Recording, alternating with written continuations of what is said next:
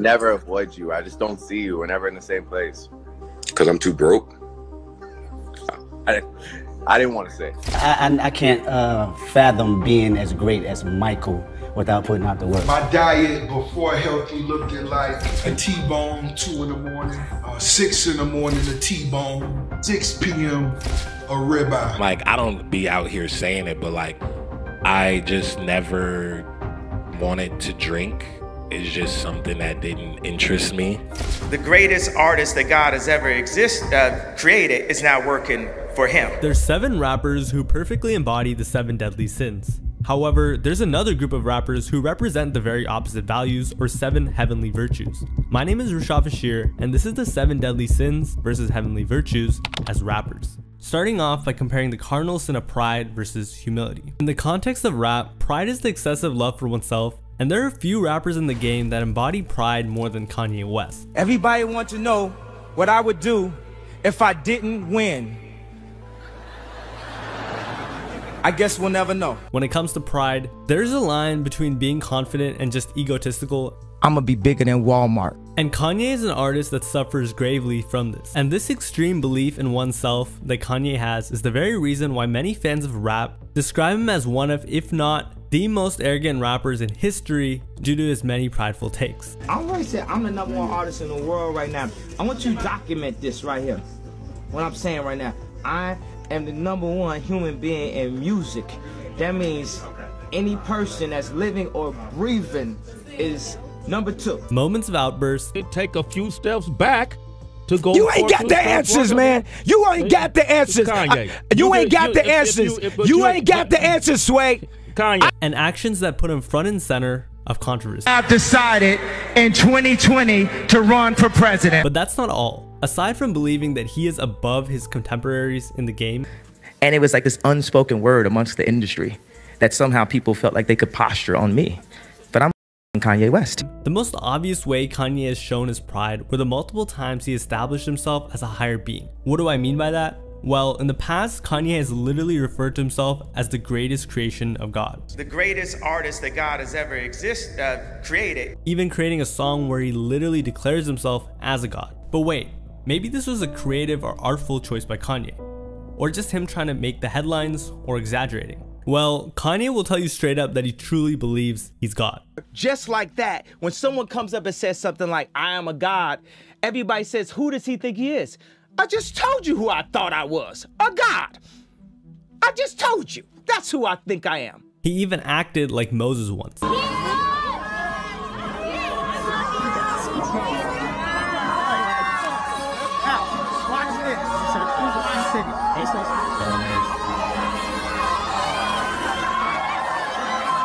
On the other hand, someone who has never once acted as anything more than who he is J. Cole, an artist that is almost unanimously acknowledged by the music industry as the most humble rapper alive. But before we go into why J. Cole is humble, we have to define humility. Humility is the opposite of pride. In the context of rap, humble artists carry themselves with selflessness and modest behavior. They constantly show respect to others, give credit where credit is due, and avoid self-glorification. So how is J. Cole so humble? For starters, we as rap listeners know that rap is one of, if not the most competitive music genre. Almost every rapper raps about being the GOAT. Yet, J. Cole has proven that he doesn't have to embody the typical quote-unquote better than you personality that rappers put on to stay on top of the rap game. From the multiple moments of him getting recorded by fans casually riding a bike in the streets. World! Cold world! My boy. My brother, big bro right there. Yeah, I knew it, bro. Hold on, now. We out.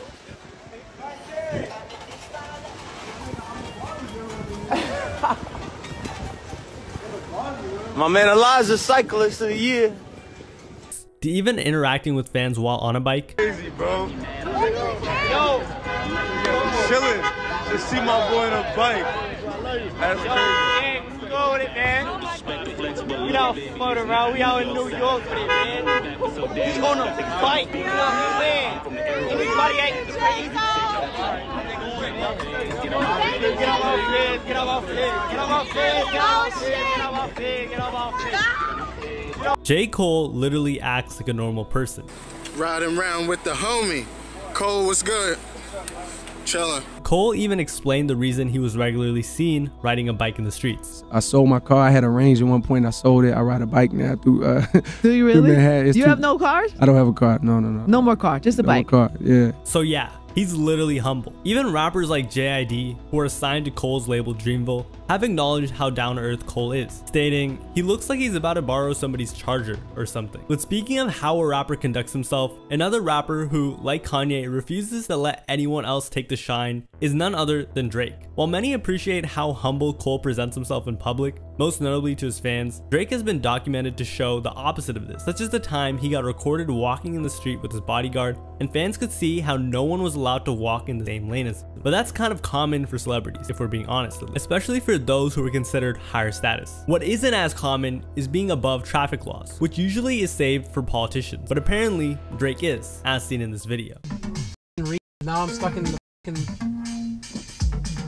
You. No, you're gonna make me get stuck in the...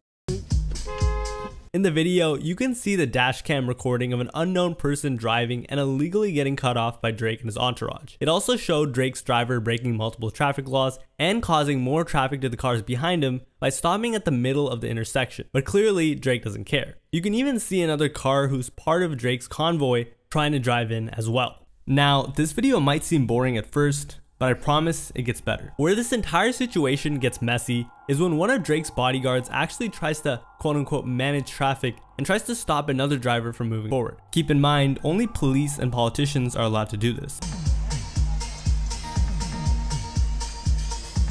No, what the fuck are you guys doing? The car we pointed out then speeds past to cut the guy off. What are you doing? I had right of way. I don't care. Are you the police? The bodyguard even threatened the driver on camera. No, I just have your license plates and I'll just report you. No problem. No, you don't.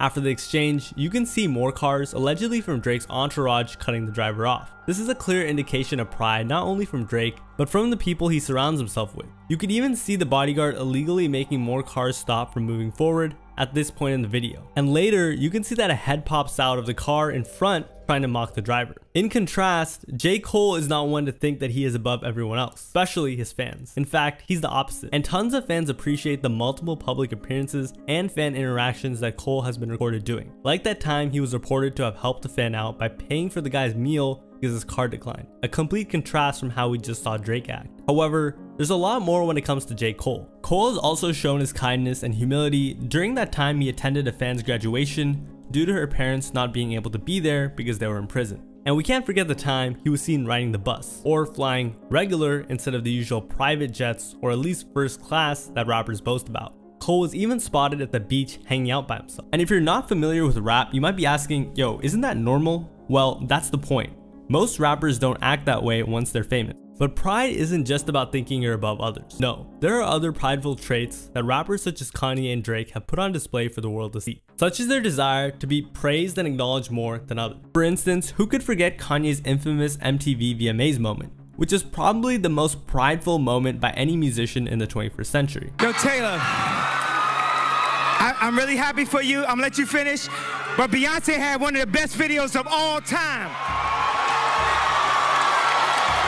One of the best videos of all time. Here, Kanye's pride was on full display for the entire music industry to witness, as even though he gave his flowers to Beyonce, who in his mind was the right winner, he acted out of pure arrogance and pride, taking Taylor Swift's moment away from her so the spotlight could go to him. Not only that, Kanye would later double down on the infamous incident when pride once again took control of him after releasing the song Famous on his Life of Pablo album, singing, "For all my Southside guys that know me best, I feel like me and Taylor might still have why? I made that famous. Goddamn, I made that famous." After the infamous MTV VMA moment, the world was surprised at the way Kanye acted. But of course, that wasn't the only time Kanye let out his pride on full blast instead of being humble. During the 2006 EMA Awards, Kanye's Touch the Sky music video was nominated for Best Video. And while the video did have Pamela Anderson, it still lost to Justice and Simeon's We Are Your Friends. Obviously, this loss didn't sit well with Kanye, and he let his pride get the best of him. Hey, if I don't win, the award show loses credibility. I appreciate it, man. You know, it's nothing against you. I've never seen your video. It's nothing against you. But hell no, man. As you've all just seen, not only did Kanye try to overshadow someone else's moment, but he even mentioned how his loss was the downfall of an entire award show. By the way, Kanye won Best Hip Hop Artist during that award show, which just goes to show how prideful he was, as in his eyes, he had to win everything. But as we know, Kanye isn't alone. Drake exists too. Unfortunately for Drake, his desire to be praised more has been mocked quite frequently, such as when he bumped into the bald head of the most infamous music critic on YouTube, Anthony Fantano. Drake reportedly DM'd Fantano some scathing notes in September of 2022, presumably in response to the poor scores that Fantano had been giving his most recent album. Yeah, this new Drake album, it's not good. Yeah. Feeling a light 3, pretty much like a light to decent 4. Drake album is gonna Drake album essentially at the end of the day, and I'm not really sure if there's too much else to say about For All the Dogs. I'm feeling a strong 5 to a light 6 on this one. Initially, Fantano made light of the matter by not exposing Drake's DMs to the world. Instead, the YouTuber told everybody that Drake graciously DM'd him a vegan cookie recipe. But as fans expected, Drake's pride could not help but expose himself, because he wanted to take control of the narrative. So Drake chose to upload the real DMs he wrote to Fantano to his own Instagram story, which in hindsight, I don't really know what his end goal was, but it was not a good look. Well, after being unable to deal with the criticism of Fantano's scoring of his albums, Drake called Fantano's existence a light 1, using the YouTuber's own 10-point rating scale. He thought he roasted Fantano, but it only made him look petty and prideful. But he didn't stop there. Another thing he did, which actually counts for a different deadly sin, which we will talk about later, is his tendency to mention other people's women, which he did in his DMs to Fantano,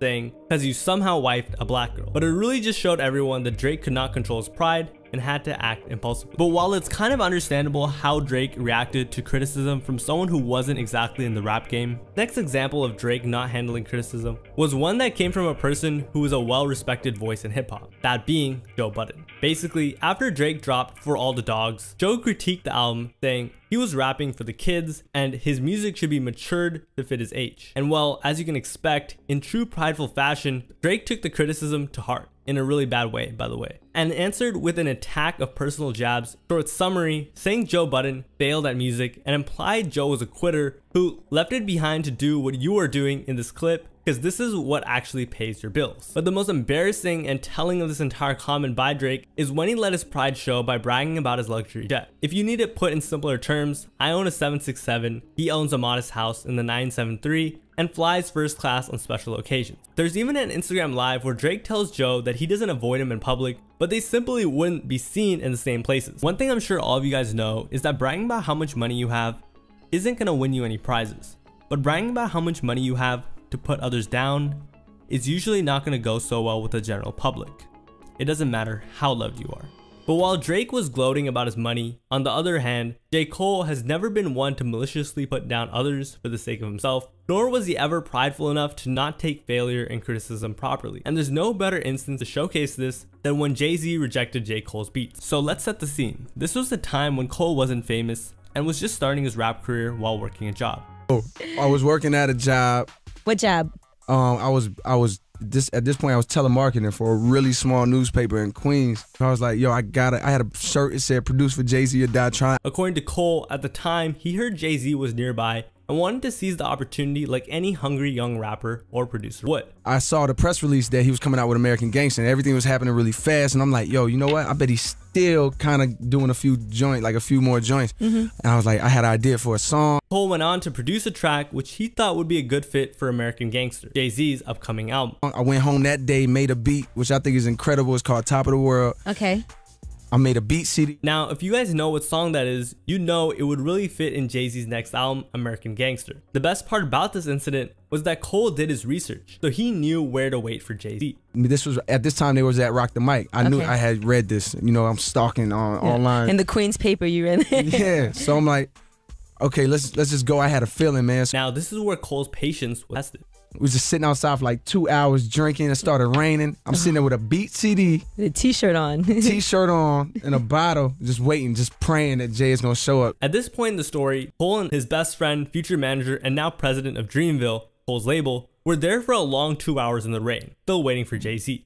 So Jay gets out of the car, walks up to the building, and I'm like trying to build up the nerve to go up to him with the CD. After you waited all that time in the rain. Waited all that time in the rain, and I'm like, yo, I'm like, yo, I don't even know what to say. Understandably, I'd be stuttering too if I just met Jay-Z, one of the biggest rappers at the time.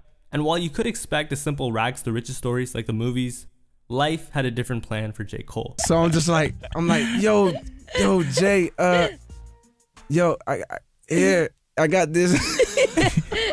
Like, what is this? Like, what is this? I'm like, he said, what is this? He's like, he didn't, I don't even think he said, what is this? He might have looked at it and he was like, I don't want this shit. But even then, Cole's thoughts showed his awareness and humility of the situation. You know what he was trying to say though? Basically, it was like, I don't take demos. Like, in Jay-Z's way, he was basically trying to say like, yo, at that time he was the president. Like, I'm the president of Def Jam. Like, I don't grab demos. Some people would have just gone home, given up, said Jay-Z, and had somewhat of a chip on their shoulder due to that interaction. But Cole didn't. In a more recent interview, Cole revisited the story and added more details. We was in the McDonald's, and like 15 minutes went by me being hurt. Bro, I love Jay-Z. And he just said, basically, get the f out of here. Like, you know, not that crazy, but he said it. So he was hurt, but it also showcased more of Cole's true colors, humility and self-awareness. So I'm sitting at McDonald's hurt, and after 15 minutes, bro, I had a self-realization where I was like, bro, you tripping. Like, it's not gonna happen like this for you. Like, this is a fluke. You throwing a Hail Mary. Like, you trying to pull some fluky shit. What's admirable is that Cole recognized that what he tried to do was something you'd only really see pulled off in a movie, like I said, and that he knew he had to work hard for what he wanted. And like nah, bro. Yeah. You got the real thing. It's gonna happen for you, but it ain't gonna happen like this on some fluke fairy tale story. It's gonna happen a different way. And like I just said, Cole did explain later that he did have some of that Jay-Z energy, but his self-awareness pushed him to a better perspective. And at that time, I let go of all the Jay-Z energy because I realized, like, bro, what was he supposed to do? You know what I mean? And well, the rest is history, as Cole did have a sort of movie-type success story, but not in the way that he initially thought. And I went home, and a year later, no bullshit, a year later, I got a call that he didn't know who I was. He don't remember me being a kid, but I got a call that Jay-Z wanted to meet me because he heard a few of my songs from Mark Pitts, and he wanted me to come to his office, and of course I ended up getting signed. So a year later, bro. But not everyone is like J. Cole. On the other hand, Kanye has exhibited his tendency to disregard others, even his fans, as he has had multiple instances of arriving late to shows and scheduled events. A clear history of pride, as it indicates how Kanye thinks that his fans' time is not a priority to him. He even sang about it. You should be honored by my lateness that I would even show up to the fake. On the other side of the coin, J. Cole has never shied away from showing the utmost respect and appreciation to his fans. In this wholesome interview, Nardwuar, an acclaimed music interviewer / personality, asked Cole why people should pay attention to him and his music. Why should people care? They don't have to care about me. They should. I'm not gonna say they should. If you do, I appreciate it. You know what I mean? If you like the music, that's what matters. But you know, I live a real life outside of this. You know what I mean? I do real things in real life. So in a situation where most rappers would say things about their accomplishment, skills, and who they are in the game, Cole chooses to be selfless. But instead of downplaying the situation, J. Cole acknowledged what he and his music mean to people. You don't have to care, and it's not that, none of this is that serious, me or otherwise. You don't have to care about me. But you know what I mean? If you do like what I put out and you support it, I appreciate it. You know what I mean? Even giving credit where credit was due, and avoiding self-glorification while also acknowledging his place in the grand scheme of the music industry, specifically rap. Y'all changed my life through rocking with the music, so thank you very much. But nobody should care, you know what I mean? It's not that serious. And while that interview we just saw was as wholesome as it could get, Kanye's interviews are a different breed. And there's no better example than Kanye's guest appearance on the Wake Up Show with Sway in 2013, where he was beaming with pride. Halfway through the radio interview, while Sway and Kanye were discussing the status of the Yeezy Red October shoe design, the discussion went a bit astray when Kanye began talking about trying to get investments for his other planned projects. Kanye was initially calm in trying to address the former Nike CEO, Mark Parker, but then he started his patented greatness rant. I am Warhol. I am the #1 most impactful artist of our generation. I am Shakespeare in the flesh. Walt Disney, Nike, Google. Now who's gonna be the Medici family and stand up and let me create more? Or do you wanna marginalize me? Now, those comments were nothing new. Just Kanye's patented Kanye's God type of stuff. But where the interview turned sideways was when Sway posed the question of whether or not Kanye could achieve it himself. Or why don't you empower yourself and don't need them and do it yourself? How, Sway? And that was the moment Kanye let his pride bubble to the surface and went on a blind tirade. Take a few steps back to go. You ain't got the answers, man. You ain't got the answers. You ain't got the answers. You ain't got the answers, Sway. Kanye. Clearly, Kanye's pride was slowly getting the best of him to the point that he refused to hear anything Sway was actually saying. I've been doing this more than you. Doing what? You ain't got. Me? Come on, chill out. You bro. ain't got the answers. Kanye, you ain't been doing the education, bro. You ain't been doing the education. Kanye, calm down. You don't have the answers though. But I'm not gonna lie, you can't act like that wasn't funny. However, despite the disrespect in saying Sway did not do his due diligence, Sway kept his cool and tried to level with Kanye. Because you trying to give me advice about something. You ain't got the answer. You ain't spent $13 million of your own money trying to empower yourself. Yes, but I spent hundreds of thousands and putting out clothing lines at a smaller degree. But Kanye didn't care, as he again tried to mock Sway by explaining that the interviewer's efforts to release his clothing line were irrelevant and not at his level. All I'm asking you, it ain't no Ralph though. It ain't Ralph level. Let me ask you this. I'm asking what's the name of your clothing line? We don't know. Kanye, you know what I'm saying? Because I lost money. And again, despite the hostility, Sway tried to bring the interview back to a professional manner. That's not exactly, and I could lose money on a higher level too. Don't think just because I got the most or the least money. Let me finish my question, dog. You gotta applaud the professionalism. However, as we mentioned, Kanye's pride had made him deaf to the world around him, as he only wanted to hear himself. So Sway had to take control of the situation the only way a man seeing his own pride could. Man, man. Let me hear the question, you don't have man. the answers. I'm asking you for the answer. It's a question. Why is it that you can't? You have money, you have investors. That seemingly got through to Kanye and got him to address the question. I told you I lost the money because I did not have the knowledge of how to do it the right way. So you don't have the money to do it. That's your answer.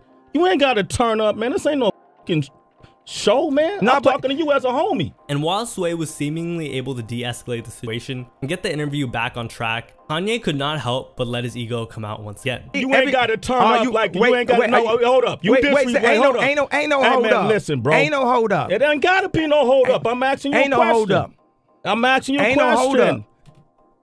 Come on, Kanye. However, in a moment of complete opposition to Kanye's pride, Sway showed his humility and tried to level with Kanye. Sway is really respected in the rap industry as well. What do you mean it ain't no hold up, man? We here talking as civilized people. I'm trying to understand your world because when I go to your concert, I'm curious about what you're saying. I don't know. That's why I'm asking you the questions. But this is Kanye we're talking about. And despite how well Sway handled the situation, Kanye could not help but bring the attention back to himself. We all slaves. So I ain't trying to disrespect you on your show. We all slaves or something. About my show, yeah. I ain't trying to disrespect you, period. Let me talk if you're going to have me talk. We all slaves. We all slaves. And y'all ain't experienced nothing right here but a moment from a movie out of glory. But I guess I am making a video about it, so not saying my videos are movies, but you know. And in a surprising turn of events, it turned out Kanye can have moments of humility, as seen in this interview. So Sway, almost 10 years ago, said, man, why don't you do it on your own? Was he right?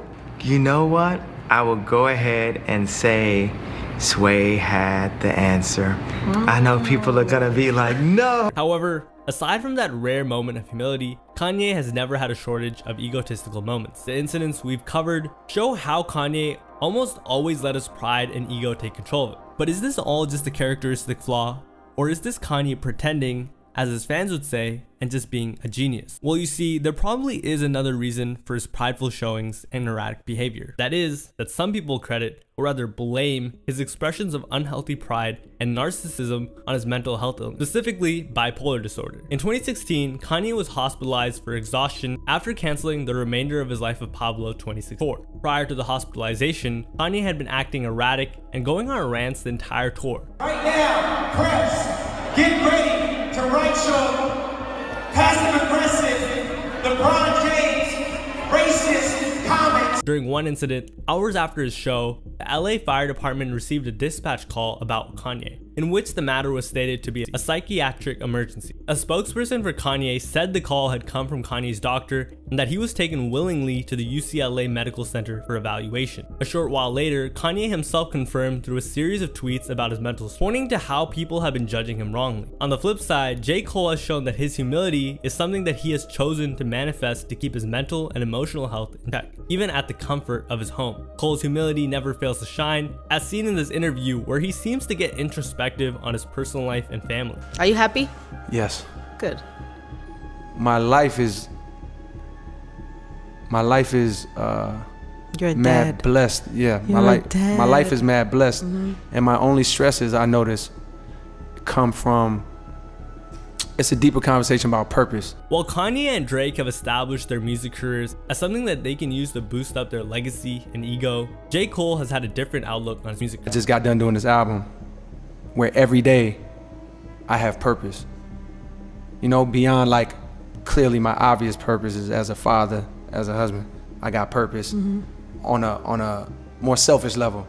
Right? This is where he distinguishes himself from his prideful peers. Where Kanye and Drake would take pride in getting too caught up in their craft to the point of being unaware of the issues that it's doing to their mindset, Cole instead recognizes its dangers. I feel like I've created a life where my purpose is too much placed in music.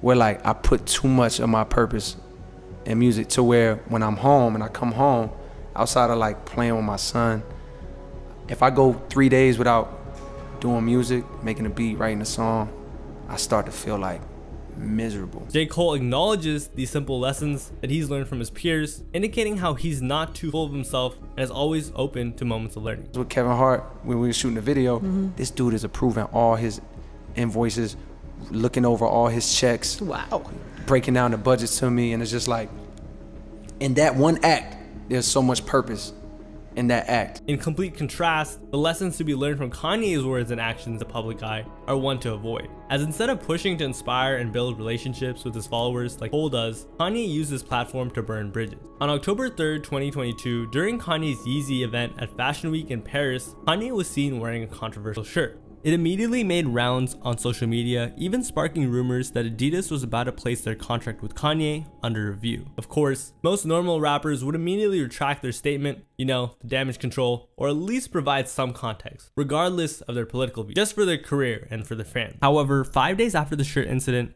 Kanye decided to double down on the controversy, putting out a tweet that basically meant the end of his career in the eyes of many, saying how he was going 3 on Jewish people. 8 days later, Kanye hammered the nail in his own coffin, infamously spewing a comment that might as well have been his famous last words. The thing about it being Adidas is like, I could literally say anti-Semitic shit and they can't drop me. I could say anti-Semitic things and Adidas can't drop me. Now what? So Kanye literally challenged Adidas with his now what comments. And guess what?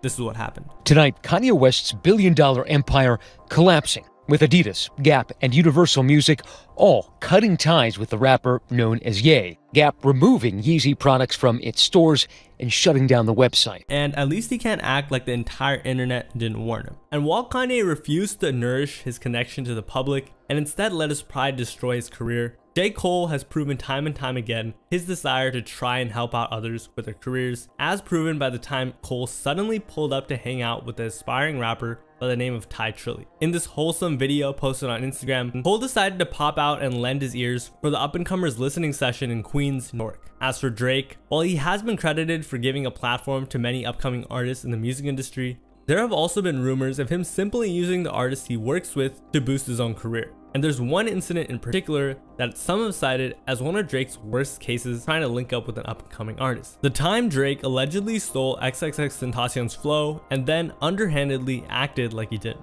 In this example, X discusses a time when someone from Drake's camp reached out to him. At first, he was excited. Drake hit up a DJ that I f with. He was like, yo, Drake, watch your interview. He said he f with you. He saying he go call your manager within the next few days. So I'm amped up. I f with Drake. Yeah. You feel me? Drake a genius. Now, like I've said, it's really not out of the ordinary for Drake to link up with an up-and-coming artist, give them a feature, or just help boost their career. So initially, this sounded like really good news for X. But as the late rapper would soon discover, he was supposed to contact one of my managers. So he doesn't do it. That same week, bro. And when X heard it, let's just say he knew what just happened. I'm like, what the f? And while X humbly mentioned how he didn't mind it, to many, it just sounded like X was aware of how Drake did his business and how it was futile for X to call him out on it. You could take his verse, like they did a mashup. They put his verse on my song, and the cadence is literally just at the same tempo. Now, this is where Drake's ego and pride displayed itself. In an interview, Drake addressed how people online called him out on the matter. The other day, you know, I dropped the song with Gigs, and I'm seeing all this on my IG under like some random picture of people being like, you took this kid's flow or whatever, right? Now, some may call this arrogance or pride at play here, as he pretended to not know what people were talking about. So I'm just like, yo, what's happening to me right now, you know? So I'm sitting there, I'm trying to read, like, figure out who they're talking about. But also, remember how X mentioned that Drake tried to link up with them? Well, in this interview, Drake pretended to not even know who X was, pretending to not know whose flow it was either. I find out who they're talking about. Is this the extension guy? I don't even think that's how you say his name. X was pretty up and coming, so Drake knew it would fly. But Drake couldn't even admit it when he was caught red-handed. Like, as we've established with Kanye, when you're too prideful, you cannot see and hear criticism. You only want to listen to your own words. So anyway, I go and I find what song they're talking about, you know?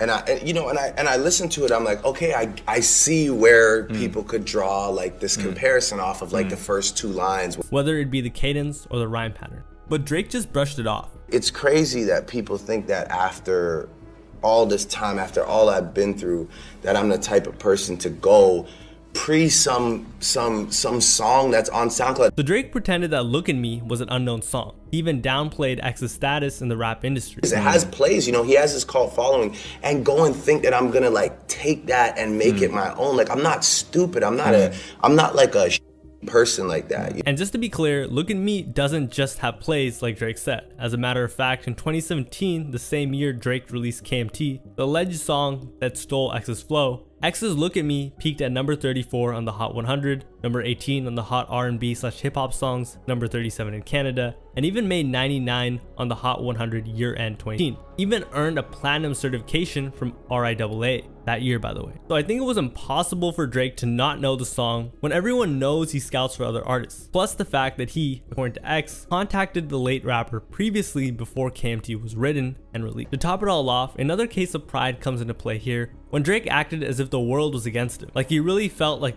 almost like the world revolved around him. Sometimes I feel like the most hated, or, you know, sometimes I still feel like a huge underdog. Like people just kind of almost are too scared to even like give me like support or credit. However, I will be honest, other than Lil Yachty and DJ Academics, the entire world is against Drake right now. So that incident with XXXTentacion showed how associating with Drake might not always reap positive benefits for artists. And even a rapper as well established as J. Cole would fall victim to this, as shown during the time he got involved in Drake's beef with Kendrick Lamar.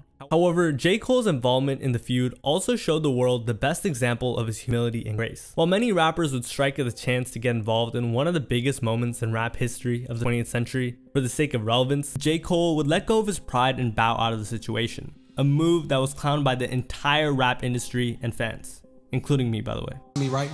So I'm so proud of that project, except for one part. It's one part of that shit that make me feel like, man, that's the lamest shit I ever did in my life, right? And I know this is not what a lot of people want to hear. I know I can hear my up there right now like, nah, don't do that. But I got to keep it 100 with y'all, right? Throughout his message, J. Cole even acknowledged how his pride was tested. Where most rappers would have obliged and continued the battle, especially when their pride is on the line, that simply wasn't who Cole was. All of this time of me moving on my own accord, for the first time I was tested. Why am I tested? Because I got the world and I got my like, what you gonna do, Cole? So I felt conflicted because I'm like, bro, I know I don't really feel no way, but the world want to see blood. I don't know if y'all can feel that, but the world want to see blood. But Cole never failed to give respect either, acknowledging his competitors while at the same time downplaying his own status in the game. And I was conflicted because, one, I know my heart, you know what I mean? And like, I know how I feel about my peers, these two that I just been blessed to even stand beside in this game, let alone chase their greatness, right? Cole even admits he wasn't himself during that time.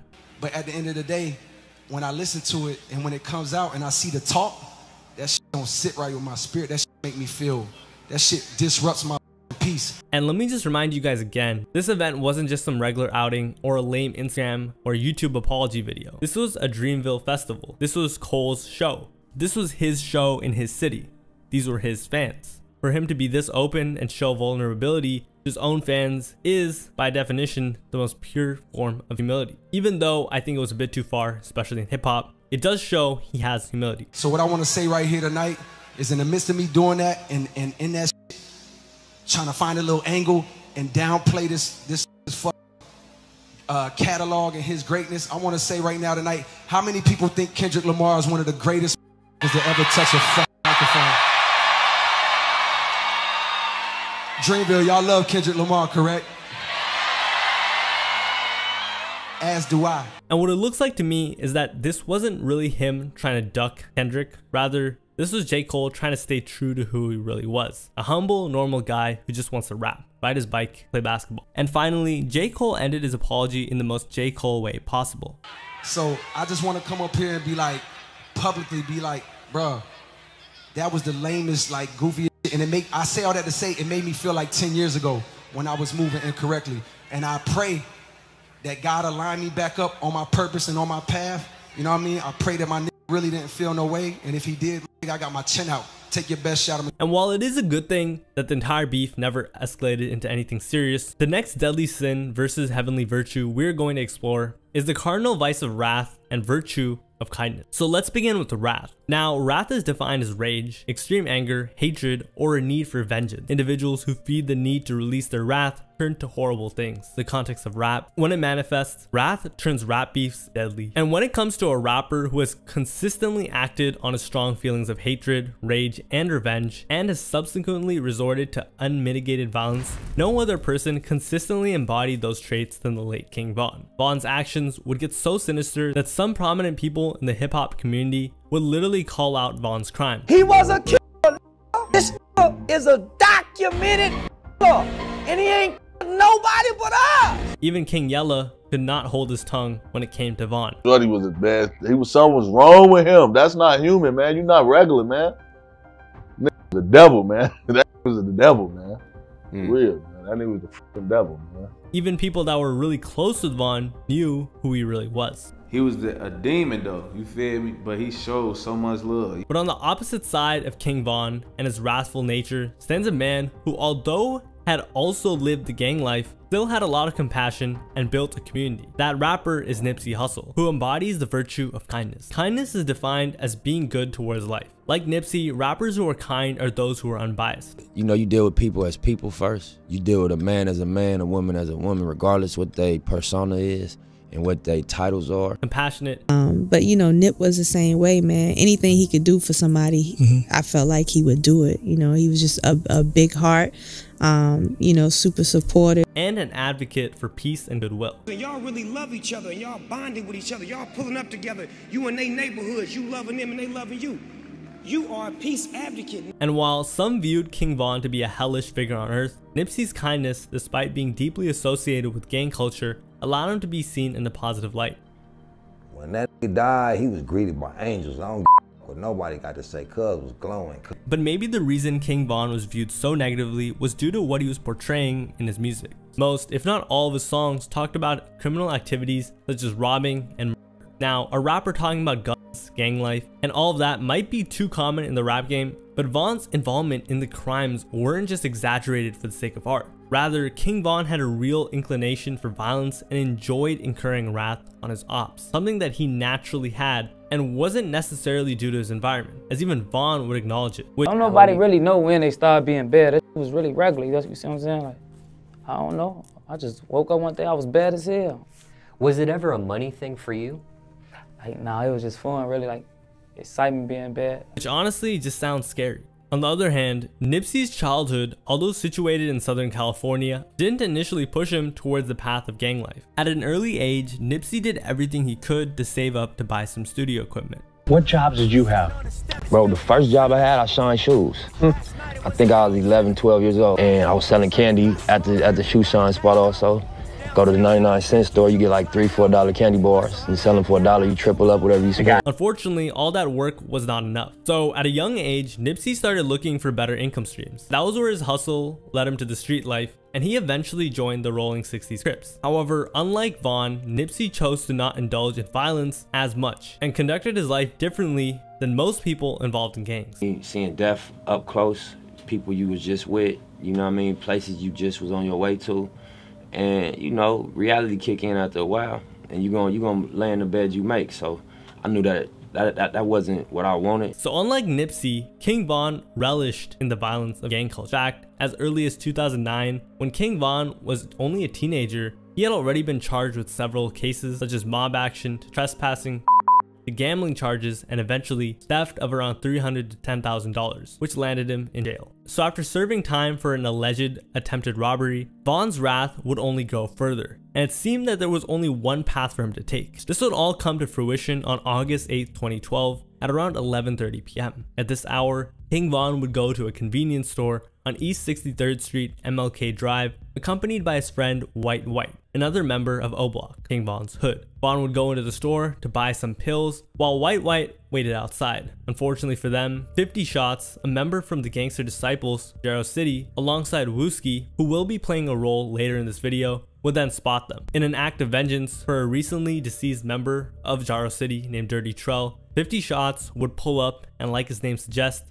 shoot White White. White White would be pronounced dead later that morning, August 9th, 2012, which would also be King Von's 18th birthday. This was the pivotal day that changed everything. The day that Von's wrath turned him into a demon, as he would even rap in his song Demon. If I tell you I love you, I mean it. Whitey got killed, I seen it. I was right there, still can't believe it. Shit turned me demon. As well as from this tweet which read, I be trippin' for White White. A day after White White's death, Von would post tweets that would reveal his violent intentions on his ops. Even people close to him knew that Von had changed and had nothing else in his mind but cold-blooded you-know-what. 2012, everybody couldn't hang with Von. Like, if you was hanging with Von, you had to accept everything that came with Von. You had to accept that you was gonna be in shootings, accept that it was gonna be that. On the opposite end of Von's slow descent into wrath, Nipsey used his experiences around death to be kind and compassionate. This mindset was furthered in the summer of 2004. At the time, Nipsey was about to turn 19 when his father took him and his siblings to visit his homeland, Eritrea. Nipsey talked about the moment in an interview, crediting this as a moment of change. I went out there for 3 months in 2003. It definitely had a major impact. Spending time there, most notably spending his 19th birthday there with family, let Nipsey see how different people were living their lives compared to his situation in a gang-riddled world, and this helped him seek out peace instead of succumbing to wrath. Approach to life and people was different. I wasn't so angry. I didn't have my guard up. I wasn't so aggressive. I wasn't so, you know, expecting, if you ain't helping me, fuck you. That wasn't the mentality no more. And I can't blame nobody. You know what I mean? But this wasn't to say that Nipsey was out of the gang life. Rather, he only redirected his energy towards his passion. However, he never truly left the gang life either. So I just started taking steps toward what I was passionate about, which was the music. Right. And then doors start opening. I start seeing the results of them steps. And I just followed the, you know, the positivity. Yeah, you know what I mean? On the other hand, King Von was deeply consumed by gang culture cycle of violence. On October 13th, 2012, just 2 months after King Von's birthday, he would release a series of tweets saying he was about to pop some pills and spaz out on somebody. Von would also tweet that he needed something to take down as he was getting quote-unquote dry, and that his ops party was about to get cancelled. These tweets would later prove to be a stern warning, as around 9:30 p.m., King Von, together with T-Roy and Jay Munna, would catch Modell lacking and allegedly shot him. But this was just the start of King Von's supposed rampage. Overall, Von would be linked to around 6 gang-related deaths in his neighborhood, including Dirty Rel, King Doc, P5, Boss T-Rel, Lil James, and Modell, all in 2012. His alleged spree would eventually catch up to him as he would get arrested that same year for illegal firearms possession. His time in jail would last from November 2012 to February of 2014. However, prison time would not be enough to pacify Von's wrath, as it would only further serve to multiply his violence by tenfold, as even his sister would confirm this, saying how Von just don't kill people when he comes home. The saddest part was she was cool with it. But that doesn't mean that Nipsey didn't face this type of pressure either, as being part of a gang, he also experienced his fair share of gang-related activities. Nipsey was involved in a together with a few of his close friends. Although he was never caught, his friends were. And after seeing the sentences they received, he realized he needed to pivot away from that cycle of violence fast. In a 2018 interview with NPR, Nipsey was quoted saying, "If you check the stats, murder rates and incarceration rates in the years I was a teenager in LA, in my section of the Crenshaw district, the rolling 60s, none of my peers survived. None of my peers avoided prison. None of them. Everybody got bullet wounds, felonies, and strikes." Nipsey, despite his deep involvement with the rolling 60s Crips, never needlessly saw other people as threats. Nipsey's kind nature helped him treat everyone with respect. So I think it's just about dealing with people on a fundamental human level. You know what I'm saying? Yeah. You gonna get the respect. I don't care if you a street dude with 100 murders or you some, you know, Ivy League, Princeton graduate. I'm gonna respect you as a man or a woman.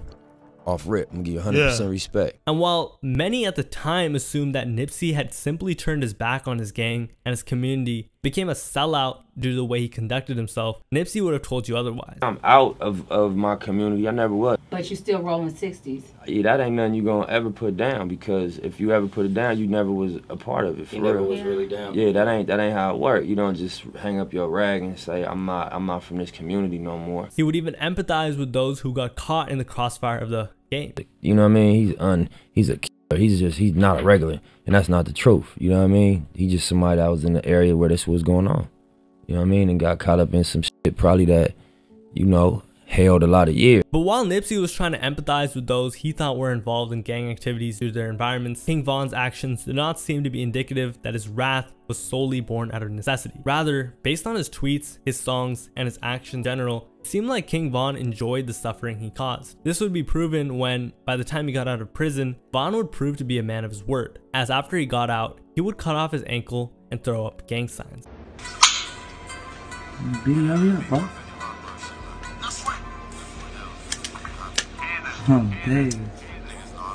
A symbolic gesture of ridding himself of the law and going back to his gang life. On the other side of the coin, while Von was feared by many, Nipsey's kindness made him so loved in his own community that he even had a good relationship with a group that you wouldn't believe any person from a gang would be caught dead getting close with. But again, Nipsey wasn't your typical gangbanger. Close the door, close the door. Looks better like this. There you go, my man. There you go, you got it. Check your Instagram, I'll message it to you. All right. Okay? Nipsey's effect on his community brought people together. That's what it's like to work with artists, man. You gotta be nice and show respect, and they're gonna be right back at you nice, you know? Look at this crowd, man. Look at this crowd. Look at this crowd. Love it, man. And his community work targeted the problems that he saw were detrimental to his culture. But speaking of targets, in March of 2014, just a month after King Von's release from prison, he had his sights set on who would be the next person to suffer his wrath. Sadly, it was another op who'd go by Lil Mark, who coincidentally was Tuka's big brother. Like the previous incidents, Von would leave trail marks of his involvement on Twitter. 2 months later, Von would yet again be involved in another murder. Allegedly. This time, it would be one of Von's most infamous moments, as it involved a gang member from Von's ops, a woman by the name of Gakira Barnes, aka K.I. Now, Von and K.I. had a long and complicated history, going way back to 2012 when Von gave her the beats. This would all go ahead in April of 2014, with K.I.'s last 2 tweets talking about her location and how death was inevitable. Very eerie. And while Von would get arrested for the due to witness statements, he would get freed immediately due to inconsistencies in those same statements by those witnesses. And while this crime was downright disgusting, Von took things to another level of disturbing by literally appearing in a documentary about K.I. And just wait when you hear what he says. Trying to up. Y'all trying to us. I was like, damn, we doing shit. But over in O Block, King Von felt differently. When you tweeted once, you said you miss her. Yeah. Cause we used to be talking on the phone. Like that's somebody like say somebody you DM and talking to, and then one day they just gone.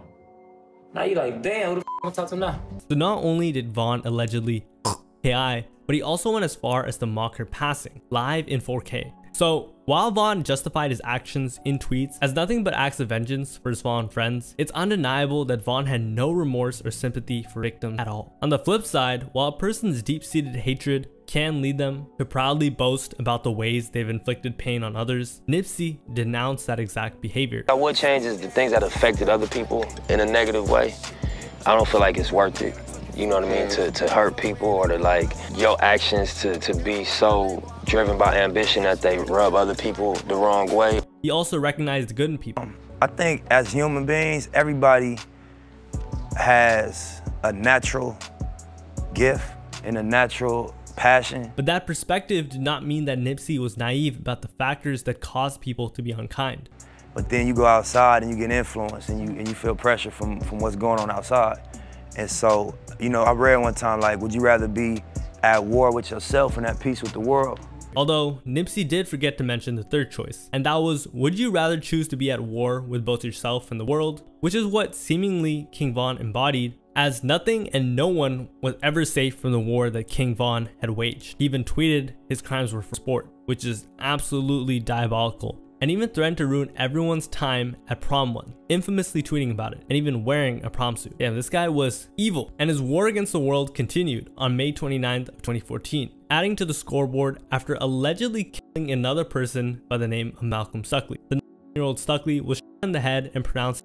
However, what distinguishes this from other cases was that Stuckey was allegedly not even Von's target, nor was he a part of any gangs. And the worst part of it, Von felt zero remorse, even tweeting out how he can't feel his feelings and threatening to go on a killing spree. Dang, this guy was heartless. But anyways, Von would eventually be charged with 1 count of first-degree murder and 2 counts of attempted murder in connection with the shooting. In prison, Von's wrath would once again only get worse, and his thirst for destruction and violence would result in many more wild moments. I can't talk about the really bad ones, but Von began terrorizing his fellow inmates. But while you might say, hey, Von had no choice but to be involved in these incidents, or maybe he was simply provoked, well, this next incident might say otherwise. In this prison footage, Von is seen trying to mess with another inmate named Dion Mathis, who was more or less minding his own business. Von would further provoke Mathis, who eventually had enough of Von bullying him. And this is where the situation would escalate into something I can't speak on, but just use your imagination. Luckily for Von, and unfortunately for his ops, he was acquitted of the charges he was being held on and was released from jail on December 6th of 2017, after 3 full years of incarceration. However, even after years of spending time in prison, there was only one way to go for Von, that being the life of crime and violence. On the block. Who can give me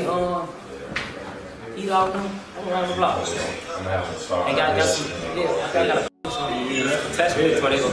But unlike Von, who seemed to relish in the pain and suffering he caused during the time he was locked up, Nipsey expressed remorse about his past actions. Freedom, you know, your life, your opportunity, you know what I mean? And you come out them situations somehow and be like, well, I don't like how that felt.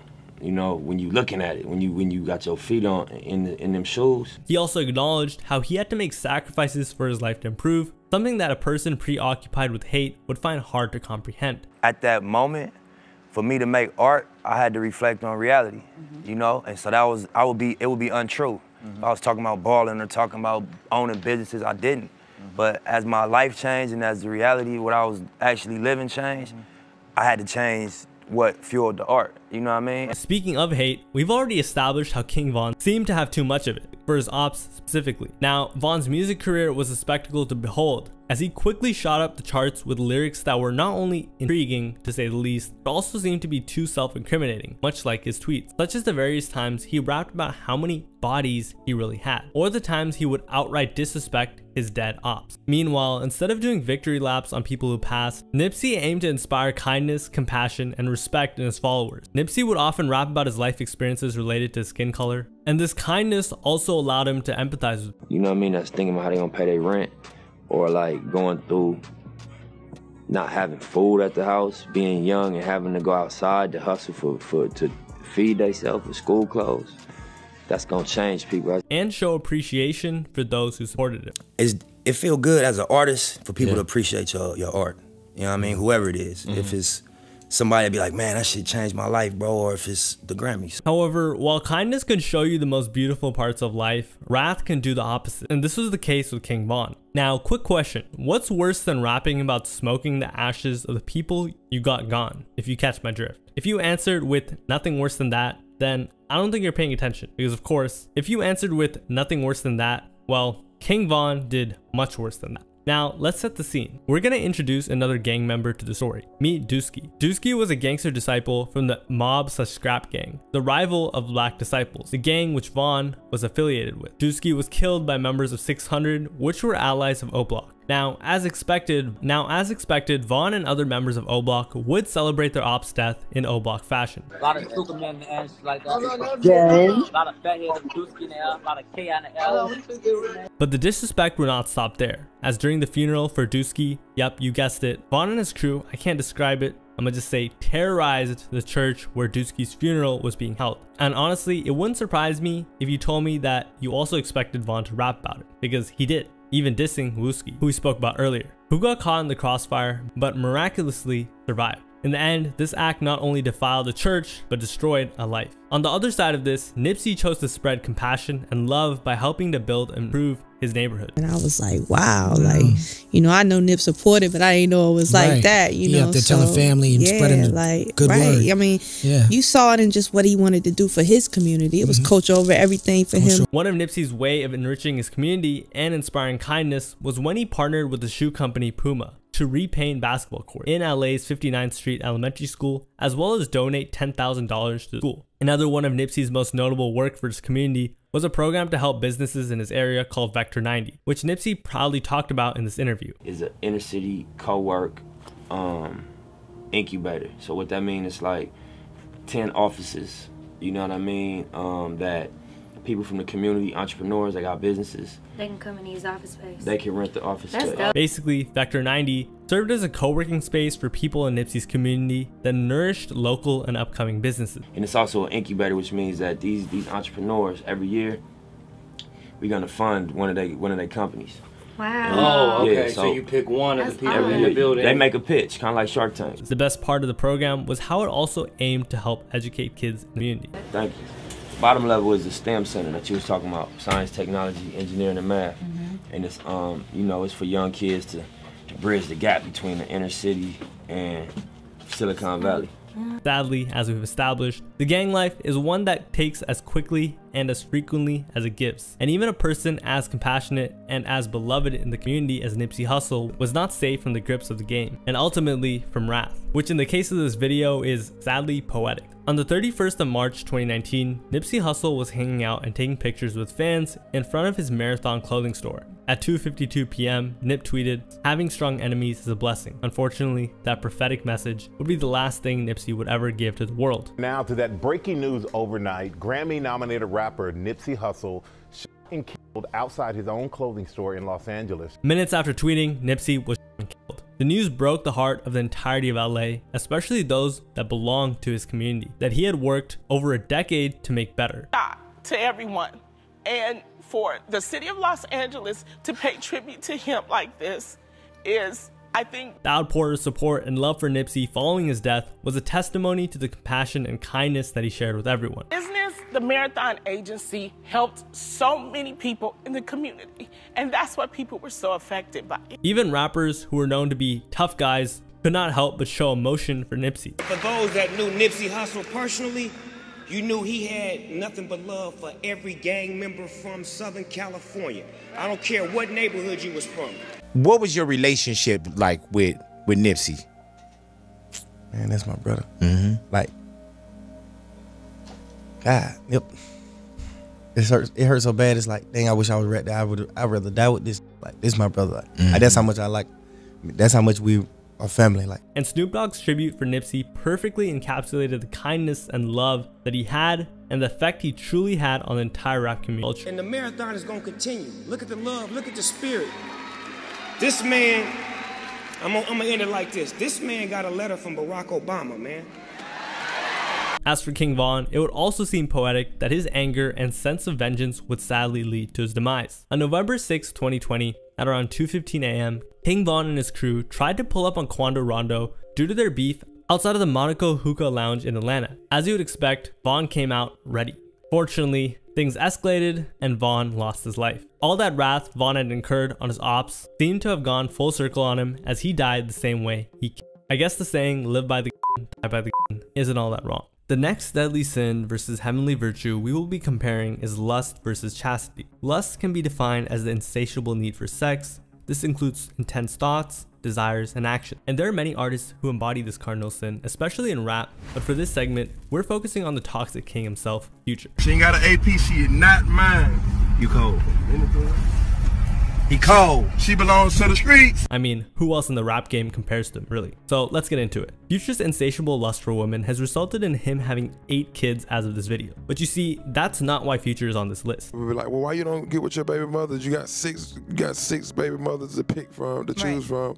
Why won't you pick one of them? If I choose one, the other one's gonna get mad. The fact is that Future's intense desire, quote unquote, for women has led him to fathering 8 children from 8 different baby mamas. Now, that's pretty wild. Obviously, having 8 kids isn't all that uncommon, but it isn't frowned upon. However, having 8 kids from 8 different baby mamas is something else. And Future isn't married to any of them. It's gone so crazy that someone made a spreadsheet on it. But while you would think that Future's treatment of women and his negative portrayal in some parts of the media would deter people from being fans of him and his music, others might disagree. As Future seems to have the most cult-like status across the male demographic for being the face of male empowerment, aka toxic masculinity. You know, Beyonce's making music that empowers women. You're making music that is empowering the men.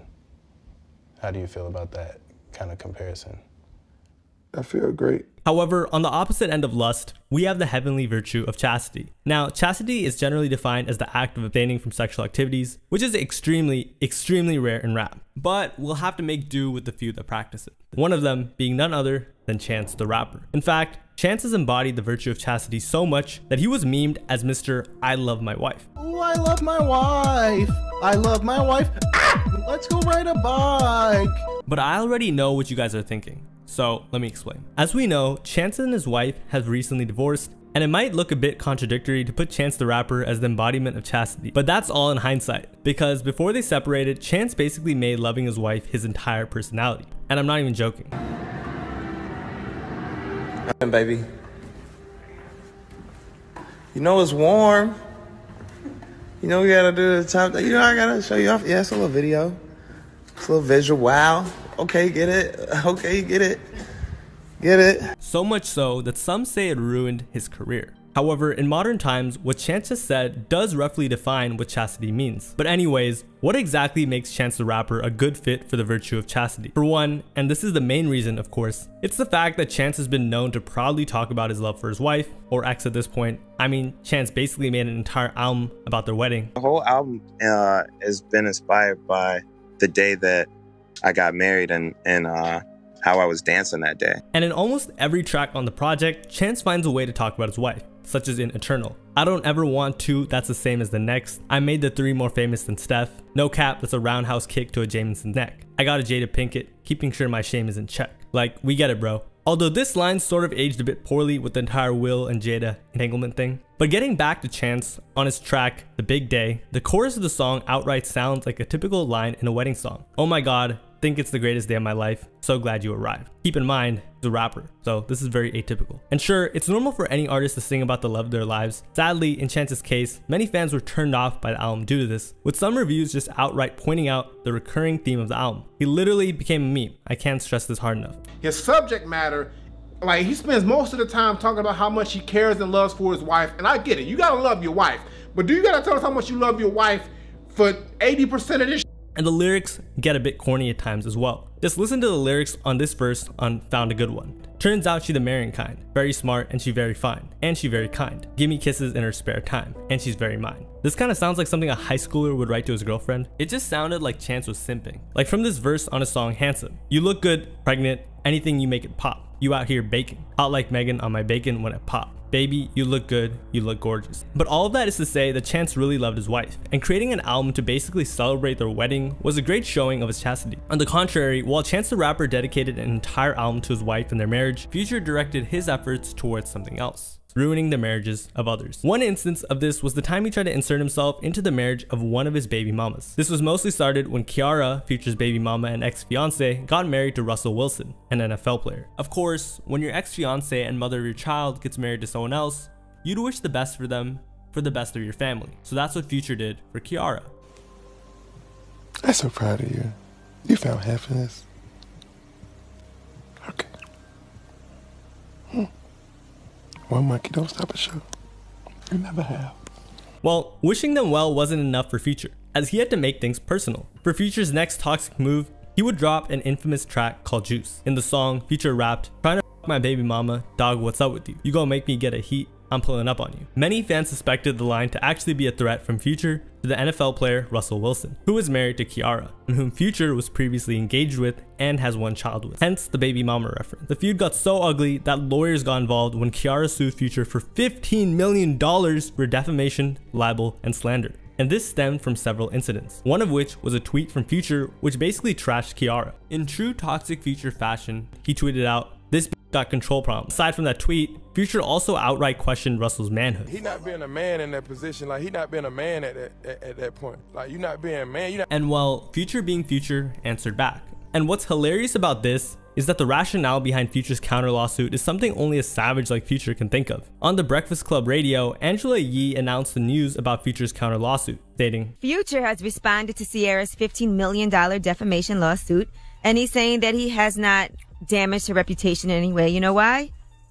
Because her career has been expired for a few years. And of course, if you're familiar with the Breakfast Club, whenever a toxic moment happens on the show, you can expect Charlemagne the God to add fire to the fuel. All I hear is Future speaking truth to power. Drop on the clues bombs again, damn it. Aside from that, Future even released a song called My Collection, which was basically a diss track for Ciara, with the opening verse rumored to be directly about her. She told me she was an angel, she fucked 2 rappers and 3 singers, got a few athletes on speed dial. The chorus even shows Future's lust on full display, with the lines, even if I hit you once, you're part of my collection, indicating how Ciara was nothing but an object to be conquered and collected by the toxic king. But speaking of collections, there is actually one rapper who can equal or even surpass Future's quote-unquote collection. I'm talking about none other than Nick Cannon, who like Future also embodies the spirit of lust. How do you decide when to use a condom and when not to? I don't have sex with anyone that I don't think feel like that I need to be protected. Nick Cannon is infamous for his refusal to use protection and giving any woman he meets a baby bump, if you know what I mean. Yo, Nick. Yeah. So good to see you. Good to see you too. What?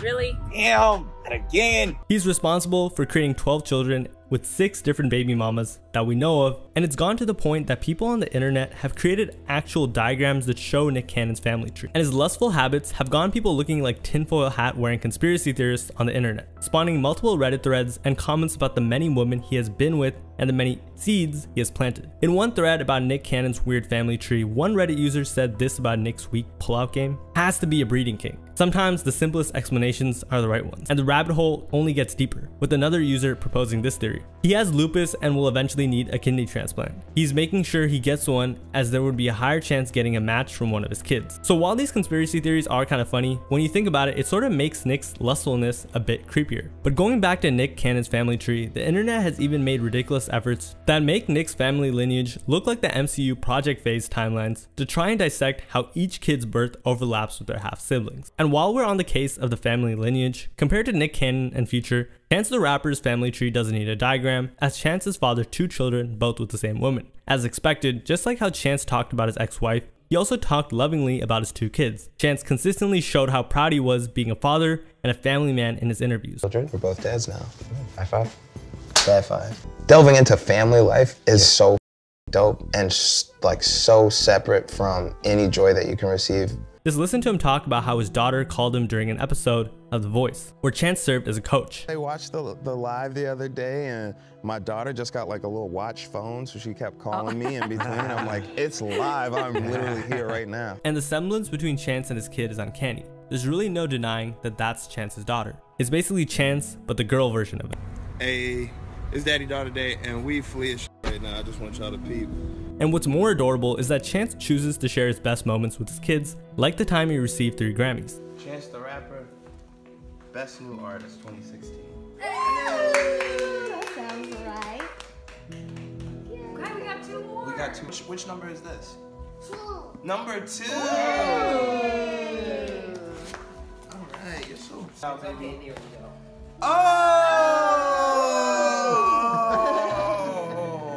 In interviews, Chance never misses the chance to express how proud he is of being a family man and being a father.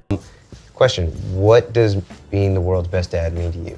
Getting to take my daughter places when I'm not, you know, on the clock. Yeah. That's like a surreal experience. You really get to like experience life with your kid, you know.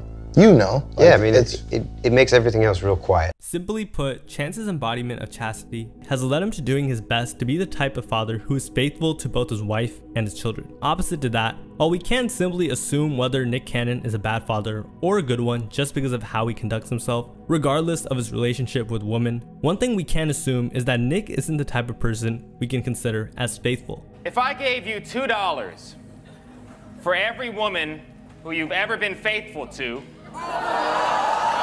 how how would you spend that $0? Nick's desires have led him to having a liking for going from woman to woman and adding them to his collection. And Nick Cannon isn't at all ashamed of bragging about the women he has been with. In this interview with the iconic hip-hop interviewer Big Boy, Nick Cannon basically ruined his marriage with Mariah Carey by snitching on himself. How many famous women has Nick Cannon been with? That's a lot. What's more interesting about this is that Nick obliged to kiss and tell, like a true gentleman. Okay. Name 5. Name 5? Name 5. Mariah Carey. No, you gotta take Mariah. Nope, Christina you didn't Milian. say that. Okay, well go ahead. Mariah Carey, Christina Milian, Nicole Scherzinger, Salita Ebanks. What's another one that's easy that everybody already knows? Am I forgetting? Oh, Kim Kardashian. Bam, 5. This is easy. And like Future, Nick has no chill. When Big Boy was surprised about Nick revealing that he slept with Kim Kardashian, Nick responded with this. From under my rock, I didn't know the Kim Kardashian thing. She did, bitch. No, did any? You just forgot because it's been a lot of people since me. That's a mic drop moment right there. But that wasn't the only time Nick was exposed for his promiscuous ways for satisfying his carnal pleasures. As in a different interview, he basically admitted to sleeping with different women in a single day. Do you ever have sex with more than one woman in a day? Yeah, that's probably gonna get me in trouble, but let's just say I have done that. To Nick, it's just his lifestyle. And a lifestyle like mine, you gotta be real respectful in that type of thing. I'm a busy guy. Like, I might be, who I'm with in the morning is different, but I'm in a different city at night. However, one thing we can commend Nick for, if it's even commendable to begin with, so at least we can give him credit for that. And on the subject of ruining marriages, let's go back to talking about Future, who seems to have a thing for wives of famous athletes, as Future was also rumored to have been partly responsible for the eventual divorce of NBA legend Scottie Pippen and his wife Larsa Pippen. Some even speculated that Larsa was the one Future talked about in the song Thought It Was a Drought, although Larsa herself denied these claims. It was people make more of it than it was. It was never like... Well, because he put you in a song. But that was stupid of him, because it was not that. Like, he was delusional. It was not that. And even though she denied it, in the eyes of many, she was just one more piece in Future's collection. Alternatively, while Future is deemed by the internet as the toxic king and the minister of misogyny because of how he talks about women, Chance almost always talked lovingly about his ex-wife. Sorry, what is your wife's name? Kirsten Bennett now. Kirsten Bennett? Yeah, she's got my last name. And yeah, we've been married since March 9th. And I just want to point out how on the internet, Future only gets praised for his actions while Chance only gets hate. Maybe some of the married people can speak in the comments. But anyways, who could forget about the story of how Chance met his wife? My mother used to work at a real estate agency from my wife's mother. And they basically would throw these office parties. I mean, Chance literally wrote an essay about it on his Twitter. And if you take the time to read through it, it's actually a very beautiful story. But speaking of good stories, let's go back to Future and his lustful ways, as his love for women has led to many infamous and hilarious stories, some of which have actually spawned memes. These stories might not be endearing though, rather some sleazy ordeals, to say the least. In one instance, in 2015, Future was rumored to be dating a woman by the name of Angela Renee White. You guys might know her better by her stage name, Blac Chyna. And as you can expect from Future, he's not about that life, meaning he doesn't date. But apparently, Blac Chyna didn't get the memo. And after dating Future for about 2 weeks, Blac Chyna wanted to seal the deal with Future. So she decided to do what any rational person would do after dating Future for 2 weeks. Get their names tattooed on the side of her head. Yikes. Unfortunately for Blac Chyna, Future didn't care much about her gesture. Future probably thought nothing of her, as after learning about the tattoo, Future quickly tweeted to dispel the rumors, posting this classic heartbreaker line, single and focusing on what makes me happy. I mean, this is Future we're talking about. What was she thinking? And obviously, that wasn't the only time Future left a woman hanging, and this time, it involved more than tattoos and tweets. But first, let me set the stage. This story involves Future and an Instagram model / aspiring singer, Martez Monique Witsett. In the infamous moment where he had Witsett fly out to him and then ghosted her, and this story gets spicy. In a Facebook post, Witsett explained how it all went down. In her post, she stated how Future proposed to meet with her. Like 3 days ago, he told me he wanted to see me, so I told him to book my flight. But of course, Future, being the player that he was, instead gave an enticing proposition to Witsett, which in hindsight, she should have seen coming. He told me to book it and he will give me my money back, which was 1,000% of what I paid for my flight. I paid $550 for my flight, so when I got here, he was supposed to be giving me $5,500. Damn, what a deal. But while Witsett should have already known who Future was and how he conducted his business, she explained in the post that the two had been talking since March and even hung out in Miami in the studio together. Wow, that's some serious quality time right there. Witsett even mentioned how Future was so cool and nice. Well, she was about to find out how cool Future really was. apparently Future was keeping chivalry alive as he already booked her room and he had a key left for her at the front desk. Now let's just say this is where Witsette got a glimpse of the person that Future truly was, as in her post she wrote, "So I get settled in and text him. He called me on FaceTime telling me I was supposed to be waiting on him in the room with something revealing on.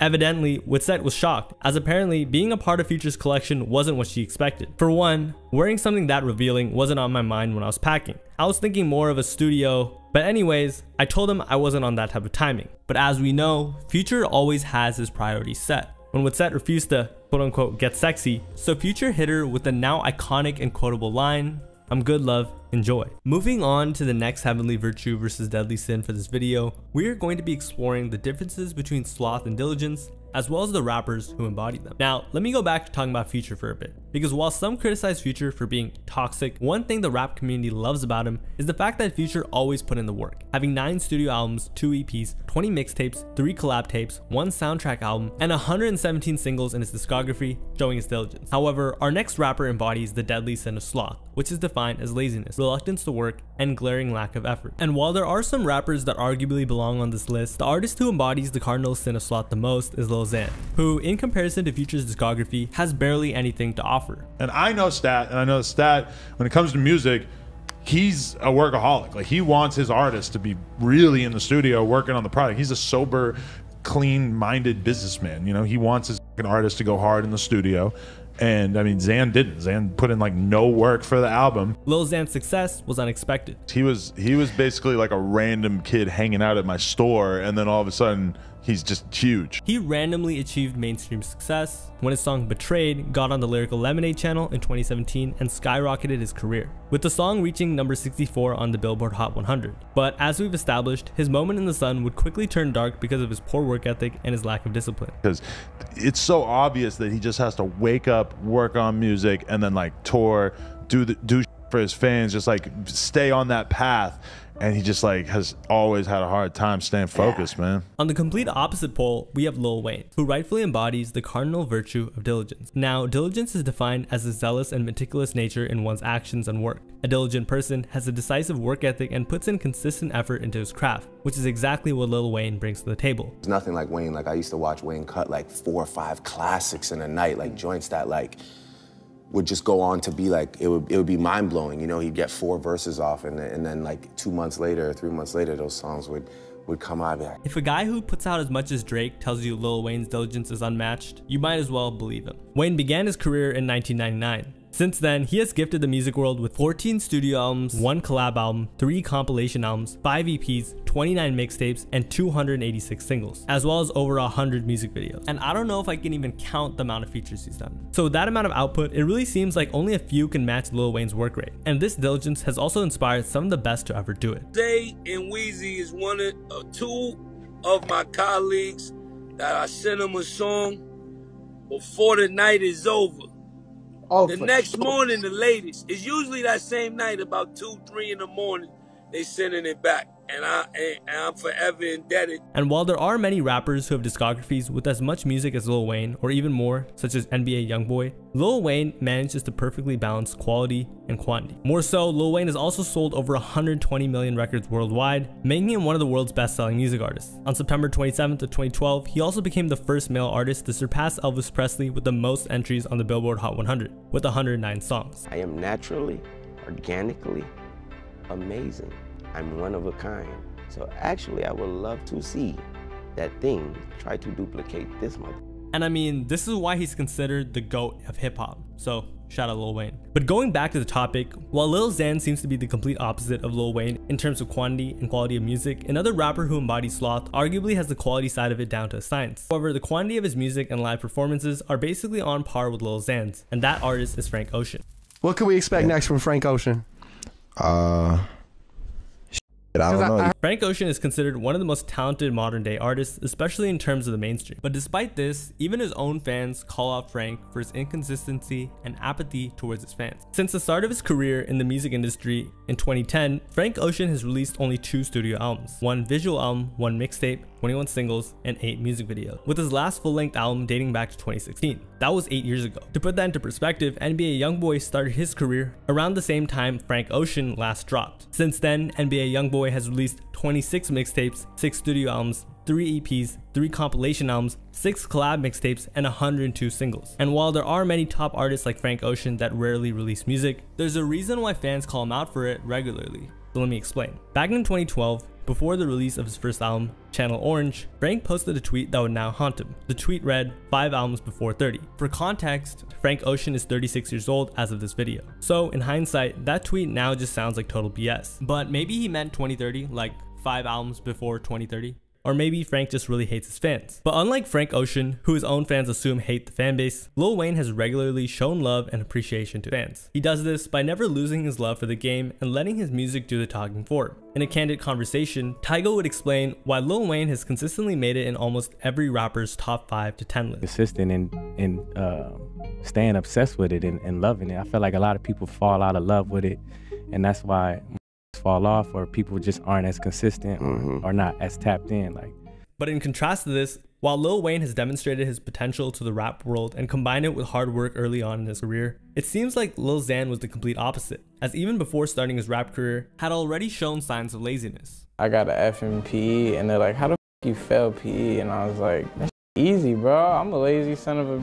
So I failed every class up until I dropped out freshman. But of course, you can't truly correlate the amount of success a rapper has in school to what they might achieve in their rap career. It's the effort and work ethic that we should be looking at. And as we know now, this slothfulness continued well into Lil Xan's adulthood. I fell asleep. Right. You always do that though. I left Marky in the car in the G-Wagon just outside for like 5 hours sleep. While Lil Wayne's diligence helped balance the great quality and quantity of his work, Lil Xan's slothfulness led to him not only putting out lesser quantity, but also a lesser quality of work. And by the way, this is a common occurrence in many fields, not just rap. Even at his peak, Xan would fail to show his professionalism, failing to show up to meetings. He kept missing the meetings. And causing mayhem for his management. Yo, look, they really trying to take me off live right now. When Lil Xan teased Total Xanarchy, his debut album in 2018, the album was critically trashed by music critics. This little Xan, Total Xanarchy, it's not good. His lyrics are pretty dumbed down, pretty simplistic, very blunt. Even fans of the genre were not pleased with the album. The idea of giving the perpetually tired and low energy viral rap star Lil Xan a positive score appealed to me to show that I'm not only a fun person but also an anti-old head. Unfortunately, this plan doesn't really work if the album itself is just not very good at all. In fact, many of the reviews about Total Xanarchy note the lack of effort from Xan. Xan flows over them with the charisma of small talk between two mutuals who knew each other in high school a decade ago, talking about what work they're up to nowadays. And this other review just sounds a bit harsh. Does this dude have the mental capacity of a 3rd grader because of the way these songs are written and how awful and one-noted and repetitive they are? And these songs sound like they were written in about 20 minutes, maybe even less. Even Adam22, who had Lil Xan as a guest multiple times on his podcast, considered Xan a friend at one point and was close to Stat Quo, Lil Xan's manager at the time, emphasized the little effort Xan put into the project. And I remember having a conversation with Stat and being like,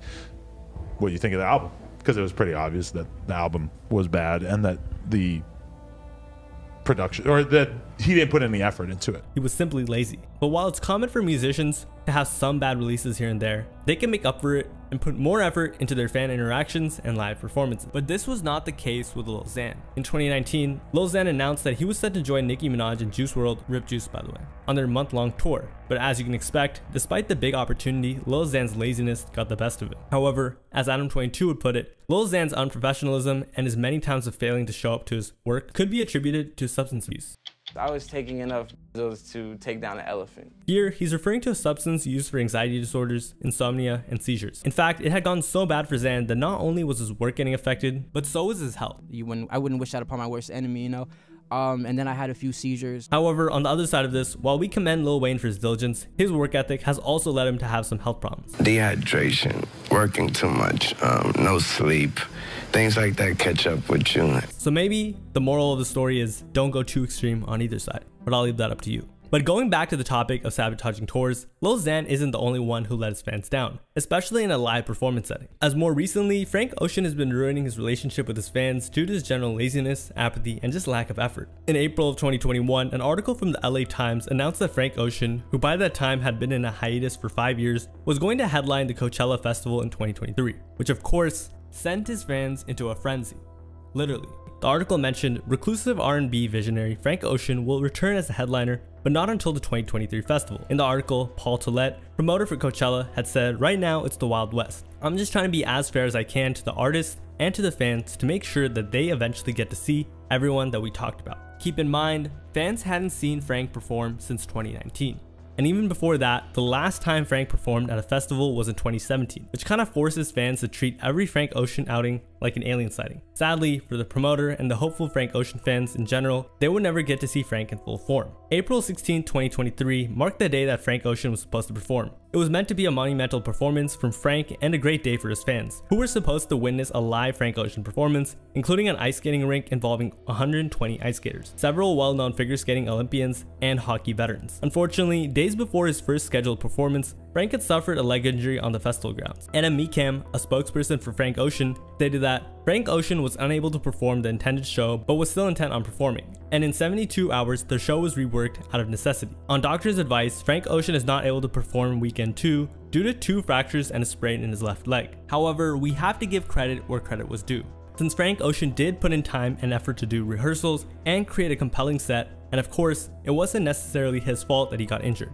But what really set fans off was his apparent terrible performance for most of his set. According to fans, this is how it went. For 90 minutes, Frank's performance had zero momentum regarding the flow of the set list. One other problem was apparently there were long, awkward silences that spanned 2 to 3 minutes between each song. Fans were upset because there was really no momentum in terms of song to song because of awkward silences that would take up like 2 to 3 minutes. Fans were also complaining about Frank's lack of effort and general lack of care for his fans during his set, since Frank spent most of his time on stage not singing. This apparently ruined the vibe of the entire performance for the fans, since it became an awkward listening party because Frank mostly played his old songs. Furthermore, fans were upset because Frank spent a lot of time not singing, and though I think people would have been cool with that if it was new music, it wasn't. So it kind of created this awkward listening party to songs that are already out type of vibe. So overall, despite some valid excuses on Frank's end, and despite him putting in effort to even get there, unlike Zan, who's just outright cancelled, it's still safe to say that Frank's general lack of effort and empathy towards his own fans counts as his embodiment of sloth. But while Frank and Zan may have made some controversial moves that seem to have either ruined or tarnished their legacies in one way or another, Lil Wayne has cemented his legacy as among the most respected and followed artists in the history of hip-hop, as he's indirectly taught greatness to a whole generation of rappers. Currency, who's also consistently put out music, credits his work rate to his time learning under Lil Wayne when he was signed to Young Money. Value the output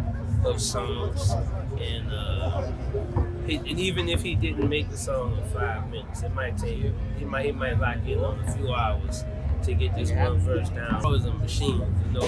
He want everything out of it. He have everything. Another rapper who was also formerly signed to Young Money, Tyga, acknowledged Lil Wayne's unwavering discipline when it came to recording and touring. Staying in the studio. Exactly. You know what I mean? Like, Tyga commented how despite Lil Wayne's status in life, when it came to work, his dedication had always been on point. Have so much going on, have success going on, you're shooting videos, but wherever we was at, you would make sure like we going to the studio. Tyga continued that despite whatever was happening, the work always came first, proving the phrase by any means necessary. All right, we got a show, we in Buffalo tonight. We gonna get off stage, you gonna rock 20,000 people. You got the studio right after, and if we can't go to the studio, we got the studio bus. Yeah. So it was just more like, it was just the work ethic. On the other hand, Lil Xan has proven time and time again he doesn't have any respect for the game. When asked about Tupac, he said, "Two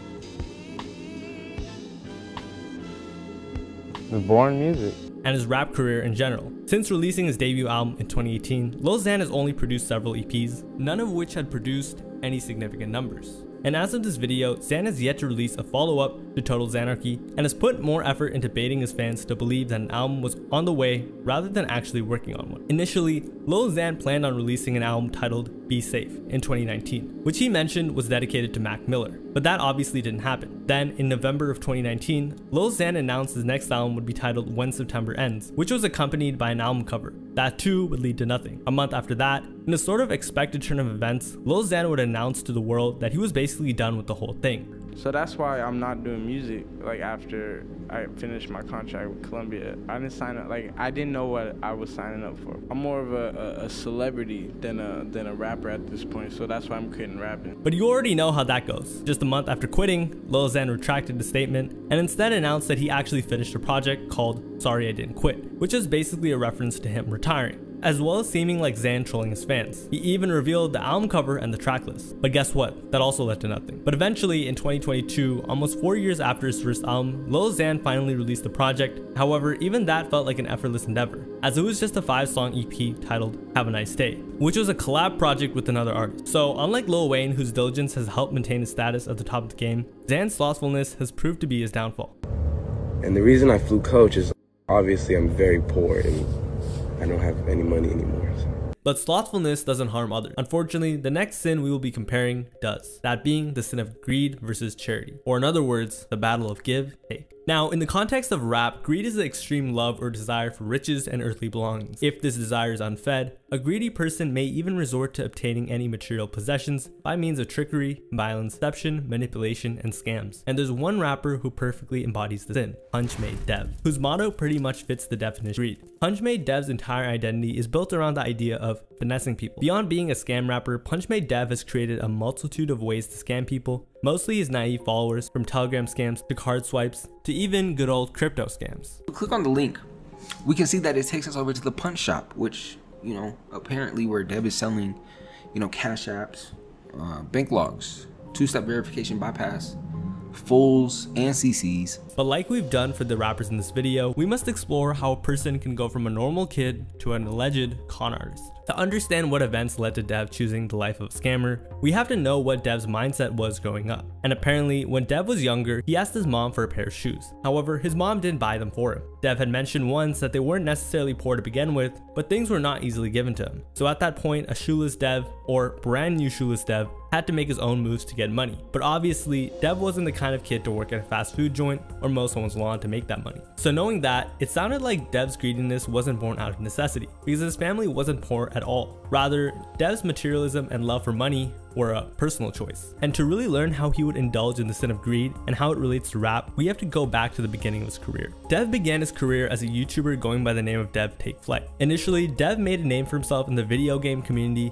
of NBA 2K, where he would compete against top 2K players and be accused of cheating, which he was, by the way. Of course, whatever the amount Dev was earning from playing 2K and conning his opponents wasn't enough for him, so he would begin scamming people when he was 15 to 16 years old, playing NBA 2K17. And this is how Dev would carry out his earliest recorded form of scamming people. He would create my player builds with 99 overall, and all badges maxed out, and then he would sell these builds. As soon as the person would pay him, Dev would block them and take their money. For Dev, it was basically like taking candy from gullible 2K players. But while Dev's whole personality and music aimed to take away from people, this next rapper has worked hard to use his platform and influence to give back and inspire social activism in his community. This rapper is Chance the Rapper, who embodies the heavenly virtue of charity. But before discussing what makes Chance the Rapper the representation of charity in the rap game, we have to establish what this virtue actually means. Charity is defined as generosity, the wholehearted and genuine willingness to give to others, and well, Chance has created several initiatives to show off those exact traits. Today, where young people can show off their skills and learn from other creatives, Open Mic is an event created by Social Works, the nonprofit founded by Chance the Rapper. His advocacies on improving services to treat mental illness. As Chance the Rapper has announced that he is donating $1 million to Chicago Mental Health Services. Generous donations to support education in his hometown. Chicago's Chance the Rapper wasn't referring to his music career. He was announcing another $1.2 million in arts education donations for Chicago Public Schools. His campaign against gun violence. We're anti-gun violence. We're here for peace. So we're gonna walk down these streets and we're gonna get extremely loud. And ventures towards empowering the youth using new technology. Intel partnered up to give us $250,000 going to laptops for students to access their remote learning pods. All stand as genuine evidence of his heart and his embodiment of charity in the rap industry. Contrary to this, while Chance the Rapper has more or less given his heart and soul and his own personal money to improve the lives of people in his hometown, Punchmade Dev goes to great greedy lengths to basically break the hearts of naive fans by stealing their hard-earned money. And what's worse is it seems like Dev really revels in his greed. Yourself as a modern-day Robin Hood. Take from the rich and give to the poor. I really take from the poor and then the rich is me. As we mentioned, Dev started his life as a scammer by conning gamers, which probably earned him hundreds of thousands of dollars. But of course, that was basically chump change for a greedy guy like Dev. You see, Dev wanted to be a millionaire. I mean, wouldn't we all? And well, at first, Dev thought his YouTube career would take him there. But of course, Dev was young and indecisive. At first I did YouTube videos. I didn't see YouTube I didn't see it making me like $1 million. I want to be a millionaire, so I was like, I gotta do something different. And then also 2K18 came out, and that game was just, I was like, I'm not doing it. So I switched over to music. So now, Dev saw that playing 2K games and scamming kids wasn't filling his pocket, so he decided to switch to something different. And it just so happens that Dev was a rap enthusiast. So of course, it wasn't a surprise when Dev became a scam rapper. But first, some of you might be wondering, what in the world is scam rap? Well, scam rap is a subgenre of rap that is characterized by lyrics that mainly focus on various forms of fraudulent activities. In a nutshell, most songs in the scam rap scene are about teaching people how to scam or rapping about the scams they've done. That's it. Going back to Dev, initially he went by the name of OBN Dev before eventually going by Punchmade Dev, in reference to the term punch, which refers to stolen credit card numbers. Most of the Punchmade Dev's songs are either about the money he has gained from scamming or explicit tutorials on how to pull off different types of scams such as credit card scams, identity theft, and wire fraud scams. Like in a song that's literally titled Wire Fraud Tutorial. In contrast, although Chance the Rapper's songs aren't all strictly about positivity, charity, and general wholesomeness, Chance has never shied away from using his platform to spread love and togetherness. We gotta stick together, and looking at that puzzle, we gotta fit together, and looking at the struggle, we gotta live together, and not just on the holidays, we gotta get together. It's either now or never, gotta get the together. And of course, Chance doesn't just preach about giving back in his songs. Beyond the sake of art, Chance actually practices what he preaches, being involved in several charities and social services to help in his community. And there are plenty of examples of Chance the Rapper's charitable nature. For example, he has a non-profit association called Social Works, which he founded with 2 other people in 2016 to empower the youth in his community. Chance and his partners established Social Works in support of Chicago public schools and aim to empower the youth through education, civic engagement, art, and of course, music. Open mic is a place where high school students 14 to 24 can come, express, and share in the creative magic that is music. According to Social Works website, the organization has created 5 initiatives that present to Chicago youth the opportunity to learn and act on their passions. And some of the projects are closely tied to Chance the Rapper himself, due to the initiative's objectives, which align with his own passion. In an interview with Gayle King, Chance proudly talked about the open mic initiative he launched. What's been the highlight for you in the past year of what you've managed to do? Probably this open mic thing. And what's nice is the way Chance talks about the initiative. It really looks like he truly loves and believes in the project. Yeah, whatever they want to do in that 3 minutes of space, as long as it's respectful, they get a moment. And I think it's been transforming for a lot of different kids. And what makes this so endearing is that Chance the Rapper actually puts his personal time and effort into the initiative, to the point that he even attends the open mic events and gives his time to reach out to the youth, something that makes his charity work that much more meaningful to the people he reaches. This is all practice. So as long as you look at it like that, you can't fail up here. But hey, is he just doing this to boost his public image? Well, see for yourself. The most amazing thing to me about open mic is hands down the community and the way that we all get platforms to, work on our art and be really creative as the youth of Chicago. The best part is that the program truly inspires the kids to pursue their passion, which is one of the objectives of open mic. It's great. Not just open mic, but Harold Washington Library as a whole has motivated me to continue performing and to get my music out there. And to be honest, it's always great to think that there are passionate kids out there striving to put out music. Who knows? Maybe one of these kids might just become a huge rapper. You know what's not inspiring to hear? It's the fact that while you think Punchmade Dev's shtick is all just for show, it seems like Dev's scheme might be the real deal. Most recently, Punchmade Dev has promoted a web store that sells stolen payment cards and identity data, as well as hacked financial accounts and software for producing counterfeit checks. Aside from the new defunct Punchmade Dev web store, there was also a Telegram scam that caught the attention of many people. On a Reddit thread, users discussed how Punchmade Dev launched a Telegram channel that can help exploit a Cash App glitch to gain money. Now, if that sounds like a profitable proposal to you, then God bless your soul. The Telegram channel is called Jug Palace. Now, if you don't know, Jug basically means the act of profiting off illegal or legal activities involving scheming, lying, or tricking another part for financial gain. So immediately, any reasonable person should be alarmed on what they were getting themselves into. Now, since the website itself is dead and cannot be accessed, it's hard to provide some insight on the subject matter. Luckily for us, a YouTuber named Jack Alderman did an investigation on the so-called Telegram Cash App glitch, which gives us a glimpse on what the web shop actually looked like. Okay, so if we click on the link, we can see that it takes us over to the Punch Shop, which, apparently where Dev is selling, Cash Apps, bank logs, two-step verification bypass, fulls and CCs, even crypto logs. But let's get something out of the way first. Cash App, the software which Punchmade Dev is using, is a mobile payment service available in the UK and the US that allows users to transfer money to one another using a mobile phone app. Cash App is owned by Block Incorporated, a US listed financial technology conglomerate that was founded back in 2009 by Jack Dorsey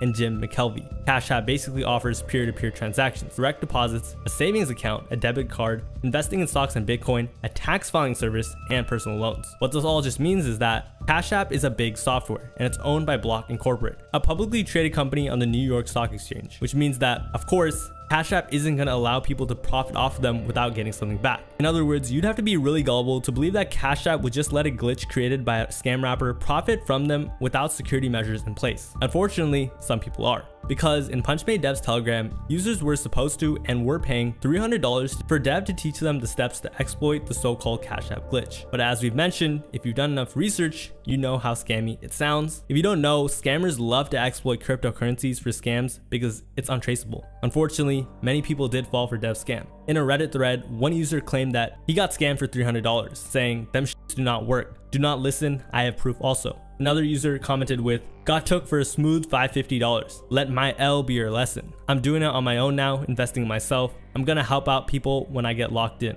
Another victim said, "He got me, bro. I'm sick. Don't buy from him." Damn, that's just tragic. And these are just a few of the many hundreds, maybe even thousands of victims that Dev has had over his career. So they basically just funded a serial scammer to help him do more scams. But going back to Dev's Telegram channel, apparently the channel had over 88,000 subscribers, meaning that Dev was planning to scam nearly 90,000 people. Imagine $300 per person. That's literally easy money. I mean, if only 30% of the actual subscribers got fooled by the scam, Dev could have made nearly $8 million from that. Of course, the actual number was likely much lower, but it's still a lot. And all of this is to say that obviously there was no Cash App glitch, no PayPal glitch, no free crypto logs, no linkable credit cards with $7,000 to $10,000 of a spendable balance. There was no glitch. Instead, the people who fell for the scam, well, they were the glitch. The moment these people took the bait because they saw Punchmade Dev's video counting money or flexing a chain, broken, bro. It's what happens when you run too much money through your money counter. Some of y'all don't have that problem. And paid $300 expecting to have the same results, they already became part of Dev's entire scam. The money Dev was showing them was the money he took from them. That's basically it. Even a user from that same Reddit thread exposing him knew this. He's showing his Cash App of 30 to 50K, which is literally the 100 people who sent $300 to him. Crying emojis. But what's insane about all of this is that Punchmade Dev has already established himself. For one, Dev has his own record label, Punchmade Records. Aside from that, Punchmade Dev seems to be as accomplished as any new artist could be in the rap scene. For example, Punchmade Dev currently has around 550,000 monthly listeners on Spotify, with some of his songs garnering around millions of streams. His biggest song garnering 6 million streams, titled Scam Brothers. Aside from that, Dev has around 860K followers on Instagram. Plus, in terms of his rap career, apparently Punchmade Dev has actually been awarded a platinum plat. However, I doubt that's real. More than that, based on posts Dev has shown to the world, if it all seems to be true, the money,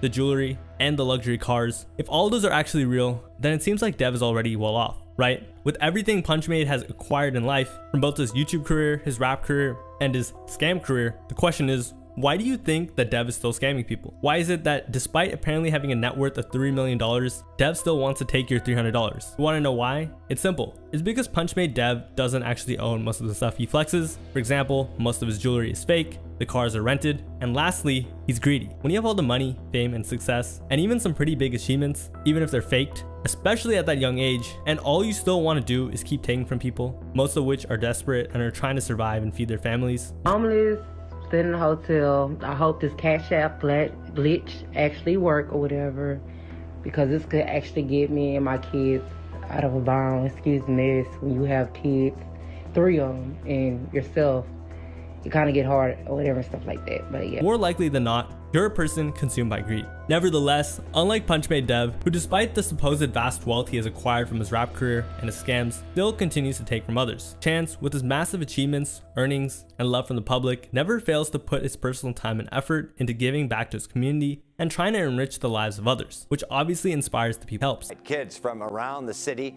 can spend a night at the museum. It's all thanks to Chance the Rapper and his Social Works organization. Aside from his work on Open Mic, which I discussed previously, Chance the Rapper has also worked extremely hard to support and improve the Chicago Public Schools, which he's achieved through another program called The New Chance Arts and Literature Fund, which was launched in the beginning of 2017, giving 20 schools principals a $100K gift to create a 3-year plan for the schools to go to the students, not the principal. And fortunately for Chance and the Chicago Public School system, this charity work has resulted in fruitful ventures. One example of this was when Chance successfully locked in a $1 million donation from the Chicago Bulls. Keep in mind, he had already donated $1 million from his own pocket. It is my job as just who I am. A really important aspect to note that shows how genuinely Chance really feels about his charitable work is the fact that he knows the details behind the cause. We all know that Illinois' education system is one of the most underfunded in the nation, which is for Chicago Public Schools to make drastic cuts. And Chance's work has even inspired others to donate. For example, a Chicago-based local brewery company had to get in on the action to help the community. Goose Island is turning 30 years old. To celebrate, the brewery presented Chance with a $300,000 check. The money will help go to his charity to continue its work of empowering young people through arts and education and civic engagement. And they were inspired by Chance. And of course, when you've done so much to inspire and give back as much as Chance has, you even get the acknowledgement and support of the city's people, which in turn results in more and more people getting inspired to help. Hope to, create more resources, more programming, and, just more good days for the kids here. And while we're on the subject of getting inspired, some people believe that Punch Made Dev's venture in the scam rap genre was more or less inspired by another artist who embodies the cardinal sin of greed as well. I've seen very few people run off with somebody else's style so blatantly as the way that he kind of did that shit. And that is none other than TJX6. TJX6 was a scam rapper who's one of the pioneers of modern scam rap. Like his music suggests, and like what we've seen with Punch Made Dev, TJX6 made a lot of money by scamming people, mostly his own fans. Bro, you spit it out, bro. You supposed to swallow it? Yes, bro. Nah, you're a tweaker. And that's how you get scammed by TJX6. Which was also one of the factors that led to his downfall in the rap scene. I mean, TJX6 literally has a song called Scam My Fans. And maybe in the future, this will serve as some sort of foreshadowing for Punch Made Dev's future, but who knows? Among TJX6's most infamous and hilarious ways of scamming people was his Instagram catfishing. And well, I'll let the expert self-snitch on himself for this one. Catfish a girl. This is how you get free flights and everything. You ready? So we're really starting strong with this. Basically, TJ is teaching us how to con people into giving us free flights. Sounds promising. So, make a fake Instagram page, get some pictures from a different girl's account. You buy some Instagram followers, like 100K Instagram followers. You post all the pictures from the girl's page on your page. Not gonna lie, it's kind of funny how TJX6 is kind of making this sound like an Ocean's 11 elaborate heist plan. But to be honest, while this all sounds funny, it's a bit weird to be laughing at people getting scammed. Tell them to be your sugar daddy, you'll send them nudes and like this. You had a person send you the money for pay. Warning, what he is describing can lead to incarceration. And this is where TJ reveals the scam. You can just look into his eyes and you can feel how natural it is for TJ to scam and manipulate people, which are traits that greedy people possess naturally. And then when people comes to you, all them horny ass dudes go on the, you already know gonna be in our DM. So you just be like, fly me out. Just get that free. Warning, what he is describing right now may be a crime. This may be criminal. He believes that it's actually a girl that he's flying out. On the very opposite side of the spectrum, where TJX6 has inspired Punch Made Dev into a greedy lifestyle, Chance the Rapper does the opposite. Not only has Chance encouraged local businesses and large organizations to help the city out, but he has also made efforts into fostering a sense of community in the city. And I'm not saying there wasn't a community in Chicago already, that would be crazy. In one instance of this, Chance tried to make the Thanksgiving season that much more memorable for the people of Chicago. Well, you can't have Thanksgiving without a turkey, of course. So this morning, Chance the Rapper's charity, Social Work, was busy handing out some birds, which is awesome for families that were able to be part of this giveaway. Of course, in the spirit of the holidays, Chance's efforts were successful to rally more support from his community. Volunteers were busy handing out the turkeys and grabbing more people in line. But while Chance the Rapper was busy fostering his community and improving relationships with everyone around him, TJX6's greed has slowly led him to losing fans and followers. As we mentioned, TJX6 just wasn't satisfied with scamming anyone. He loved to scam his fans. Talk about biting the hand that feeds you. In an interview with Say Cheese, Kasha Kwan, one of TJ's quote-unquote ops, who used to be one of his brothers, basically exposed him for his actions. In the interview, they touch upon TJ's supposed demise and the scams. While discussing TJ's scams, Kasher also accidentally exposed himself for scamming fans in the past, explaining how their scams work. He just posting cash apps and like all the bullshit you see with people posting these cash apps. I got a cash app login with 5,000 on it, give me $100. So it's like Punchmade Dev's Telegram scam, but simpler. Kasha Kwan continued to explain how big of an amount they could get from scamming their fans. And then you get 30 people to send you $100. You know what I'm saying? And you just made 3,000 off 30 followers and you got 600,000 followers. And though I doubt 600,000 of TJX6 followers would be gullible enough to fall for that, we've seen and heard worse. But if you've ever heard the proverb, a thief hates their fellow thieves, you wouldn't be surprised to find out that Punchmade Dev once had a beef with TJX6 and it got ugly. Touch me. Touch me. That's what I thought. Watch your kids. By the way, what kind of person pulls up on someone with their family? But again, it's all these greedy decisions and actions that ensured that TJX6's career would fall off into irrelevance in the coming years after people slowly but surely discovered his schemes. In contrast to that, while TJX6's greed and general disrespect for his fans has slowly destroyed his relationship with the public and has put a hindrance on his success in the rap game, Chance's genuine benevolence towards his fans and his community have garnered him more love and admiration. Regarding his work in helping the Chicago public school system, students who have been affected positively by his work have come out to send their due appreciation for Chance, for giving them a chance, no pun intended. In particular, 3 10th grade students from the Lakeview High School students in Chicago, Illinois, Alex Rojas, Alondra Cheros, and Annalise Betancourt wrote an open letter for Chance the Rapper. In the letter, the students thanked Chance for all his efforts, writing, "First and foremost, we as Chicago public school students would like to thank you for the supportive donation to our schools." The students then went on to acknowledge Chance's efforts in bringing in more support from others, as well as discussing how all of Chance's efforts can impact the entirety of Chicago public schools in the long term, writing, "After you gave Chicago public schools the push that we needed to help give us students what we deserve, you encouraged other celebrities such as Derrick Rose to do so as well. If this goes on, Chicago could be saved and our schools could receive the best educational experience we are worthy of. You are one of the reasons this can be made possible." More so, the students recognized the genuine work that Chance the Rapper was putting in for them, citing how the students really felt Chance's authentic efforts. There are many big celebrities from Chicago, but you are one of the few that really give back. It is evident that you sincerely care for the youth here. This is why you are an inspiration to us. The 3 even wrote how meaningful Chance's charitable causes have become for Chicago, citing how his efforts have essentially inspired the city to practice charity the way Chance does. As they wrote in, "You're more than just an artist to us, you are a way of life." Wow, that's really beautiful. And finally, the students capped off their open letter to Chance in a truly touching way, talking about how Chance's personal passion has become pivotal for the growth of many Chicagoan kids, more so the students that listen to his music. Your music puts them at ease because we know that someone cares and someone has experienced these daily struggles too. You and your music have taught us that you can be true to yourself and still be successful, still be self-made. Once again, thank you for aiding us and giving something back to the city we know and love, Chicago. All of this is to say that charity, when done with a distinctive authenticity, inspires people to do the same, as is the case with Chance the Rapper, who stole the hearts of the people of Chicago and motivated them to give back to each other. But while we're talking about stealing, there's also another person who some people in the rap community have accused of stealing. But this time, it's not about money or identity or material possessions, but rather, this artist was accused of stealing someone's flow and cadence, and that is Drake.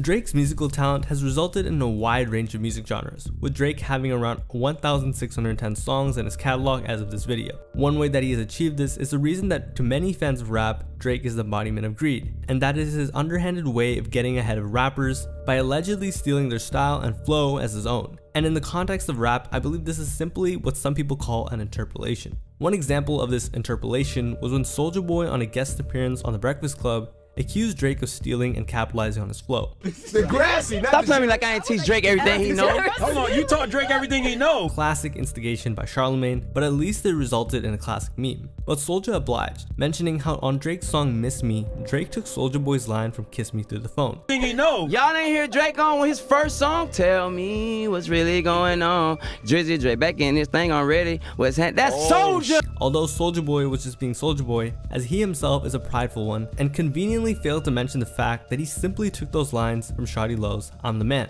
So Drake didn't actually steal that, at least not unless you believe you can steal something that someone else stole from someone else. Moving forward, our next heavenly virtue and deadly sin is going to be envy versus patience, which is defined as the unhealthy desire to be in a better state than their contemporaries, feeling resentment at another's good fortune and or excellence, and desire to have a quality possession or other desirable attribute belonging to someone else. In the context of rap, an artist who is consumed with envy and has basically turned into an old man yells at cloud meme is DJ Khaled. DJ Khaled is a music producer, a record executive, and of course a DJ. Khaled is mostly known for his frequent collaborations with some of the biggest artists in the music industry, but he is also known for his DJ tags, which some people have gotten tired of hearing. We the best music. They ain't believe in us. Yo, Juice WRLD did. DJ Khaled. DJ Khaled, shut the up, man. Some fans in the rap industry and music in general see DJ Khaled as someone with an unhealthy obsession with competing, always needing to be better than his colleagues. My brand, We the Best, speaks for itself. It's the best. So, you know, go to Khaled to shake his hand. DJ Khaled, get the f out of here.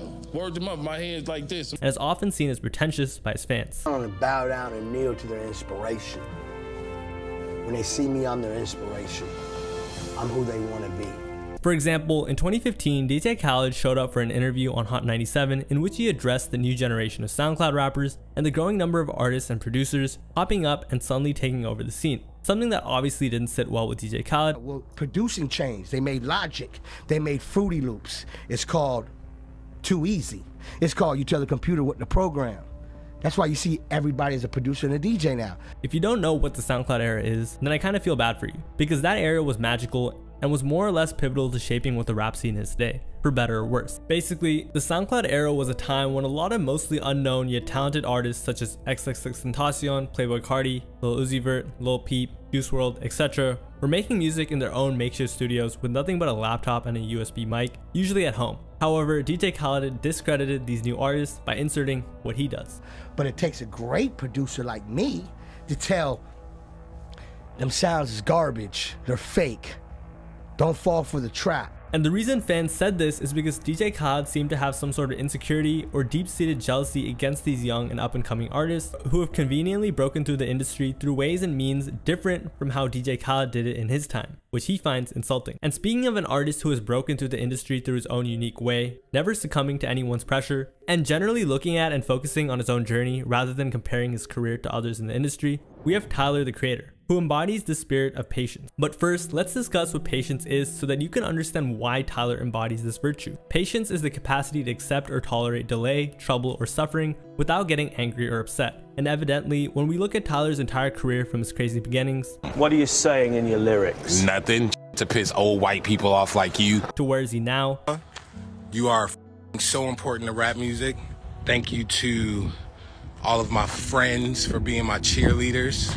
Thank you to my whole team, the whole squad, where I could just make an album where I just flex all goddamn day. It's clear to see that Tyler possesses the trait of enduring difficult situations without becoming frustrated and acting out on those frustrations. Among the most defining traits that make Tyler an embodiment of patience is his endurance in the music industry. Tyler started his rap career in 2007 when he was just 16 years old by founding the creative/music collective called Odd Future. Tyler, as the group's leader, at the forefront of producing their music, had started gaining much notoriety for, let's just say, his controversial music theme. And while he had been experiencing relative success and fame for his early work in his early years, it took Tyler, the Creator, nearly 12 long years for him to get the credit he tediously worked so hard for. As it was only 2019 with the release of his album Igor, where his efforts and patience would get rewarded after the album helped him get a nomination for the BET Hip Hop Award for Album of the Year, and more importantly, won a Grammy Award for Best Rap Album. Grammy goes to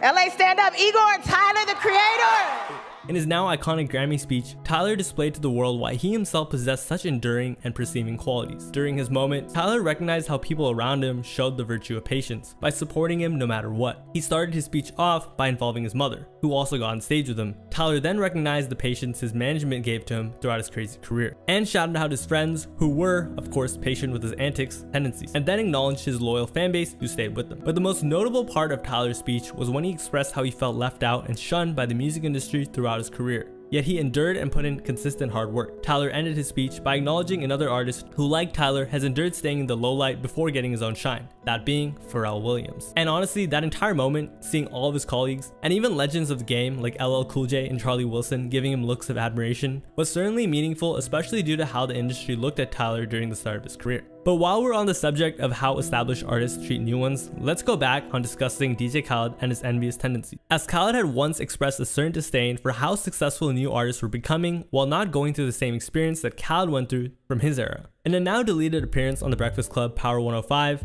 Angela Yee asked Khaled why he barely collaborated with other artists other than his usual lineup of features like Justin Bieber, Lil Wayne, and Ace Hood, which he answered by hinting how newer artists were difficult to work with. The newer generation is harder than the big boys. They respect, of course, but you'd be surprised the process to get it done. And in a typical back in my days type of response, DJ Khaled explained to Angela Yee that during his slow come up in the 90s and early 2000s, artists from his generation had a mutual understanding about the business, and that during that era, artists had to respect certain rituals and practices imposed by the so-called pioneers, stating, being in the business came with a certain set of responsibilities. They did things for the pioneers and elders, maybe not because they wanted to, but because it was what they were supposed to do. What Khaled probably meant by that was, to him, newer artists need to go through the same things they did. And in all honesty, it just sounds like pure envy on his part. And to double down on his sentiments of this new generation sucks, back in the old days we used to climb mountains to go to school type of mindset, Khaled had this to say: I come from the real era, where it got created from. I listen to Nas, Biggie, Jay-Z, Tupac, and Rick Ross. Everyone else comes second. I come from the code, respect the code. This generation hasn't been raised with the respect of the code. And this is honestly fine. If you grew up in an older generation and you feel this way, there's no problem with that. But this all boiled down to one simple situation, which DJ Khaled implicitly denied through his rant. It's that newer artists allegedly didn't find any merit working with someone like DJ Khaled, especially because of his jealous and bitter mindset towards new artists. DJ Khaled seemed to envy how the generation had everything going for them, especially when it comes to how the new artists are earning money and doing it themselves. Some of the newer artists haven't been educated right, because of the way the game is now. It's changed. These new artists don't even want record deals no more. Back in the days, you wanted to be on Def Jam or Bad Boy. They're raised with this new thing. Everything is at the table for them. Even with money, it's just there now. Now, if you don't know, DJ Khaled has or had beef with Tyler the Creator. And Tyler is essentially the type of artist that he despises. But let's set the premise. It was May of 2019. DJ Khaled had just released his 11th studio album named Father of Assad, and it seemed like he had loads of expectations for this album as he named it after his eldest child. DJ Khaled also did extensive marketing for this album, such as this IG post, calling the album his best album to date. More so, the promotion for the album got so intense that DJ Khaled got slammed. Just joking.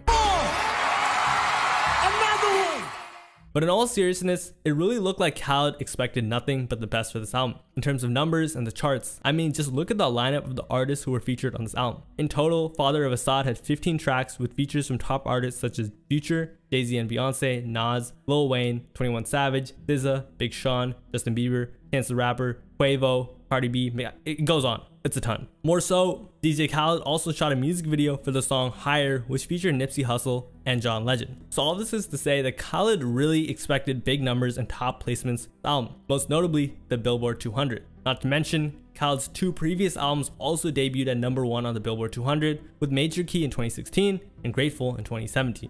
On the opposite side of things, while DJ Khaled was working hard and expecting another album to go #1 on the Billboard 200, we have Tyler the Creator, who in June of 2019 released his 5th studio album. Now, as we know, while Tyler the Creator was already an established name in the rap scene by 2019 and in the music industry in general, Tyler had yet to truly break into the industry in the sense that he had yet to show the commercial viability and star power / presence that some of his contemporaries like Drake, Kendrick, Travis Scott, or Chris Brown had, for that matter. While many expected Tyler to release a memorable album, especially since his previous one, Flower Boy, had charted #2 on the Billboard 200 and had overwhelmingly positive reviews, not many, including DJ Khaled of course, expected more from Igor other than a decent Tyler release. To add to this, compared to DJ Khaled's promotion of Father of Assad, Tyler went on a simple direction for his marketing, releasing Earthquake, a banger of a track which featured Playboi Carti and had vocals from Charlie Wilson. Also, Tyler didn't get slimed. But anyway, where DJ Khaled's envy and jealousy got the best of him was when he found out that his album, the album I've discussed in great lengths, by the way, Father of Assad, debuted at #2, and Tyler's Igor placed at the top of the Billboard 200 charts. I mean, how else did you think the story was gonna go the way I set it up? But getting back to it, of course, that didn't sit well with DJ Khaled, since being #2 meant he couldn't claim,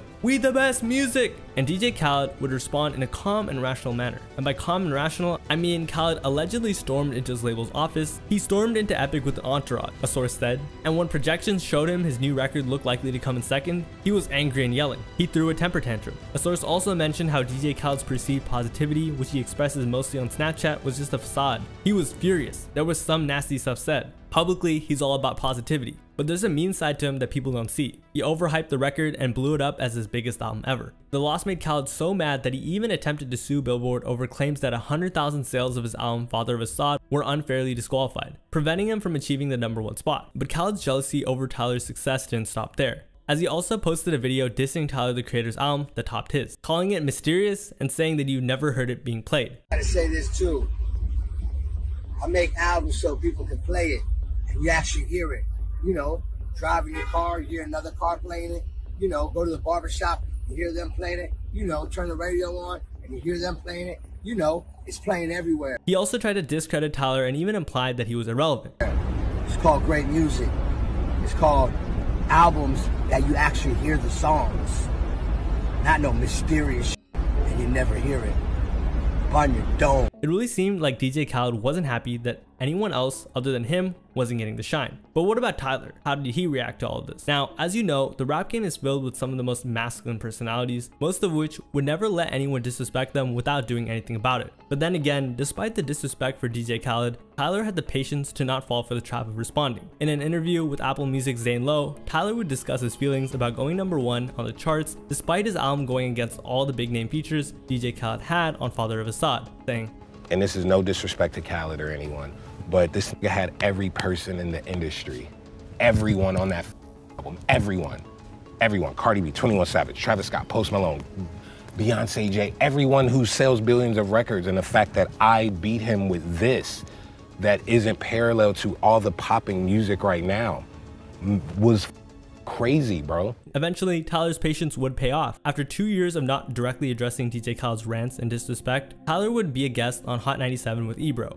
and it was there where Tyler would actually address the entire ordeal. When asked about the situation, Tyler opened with this light and kind of harmless response with almost zero animosity. Khaled thing was like, it was fun. It was just watching a man die inside because the guy that, you know, the weirdo was winning. I was moonwalking in a wig. Everyone on his album, everyone.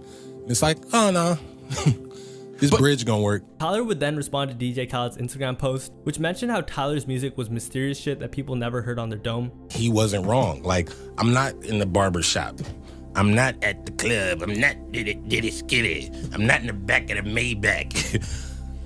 Right? And he's not wrong. And now for the supposed payoff I was talking about, Tyler would hit DJ Khaled with a sentiment that I'm sure would have any jealous person in their feelings, addressing the fact that Tyler never directly responded to DJ Khaled's disrespect back then. I didn't say nothing. I just let that #1 speak.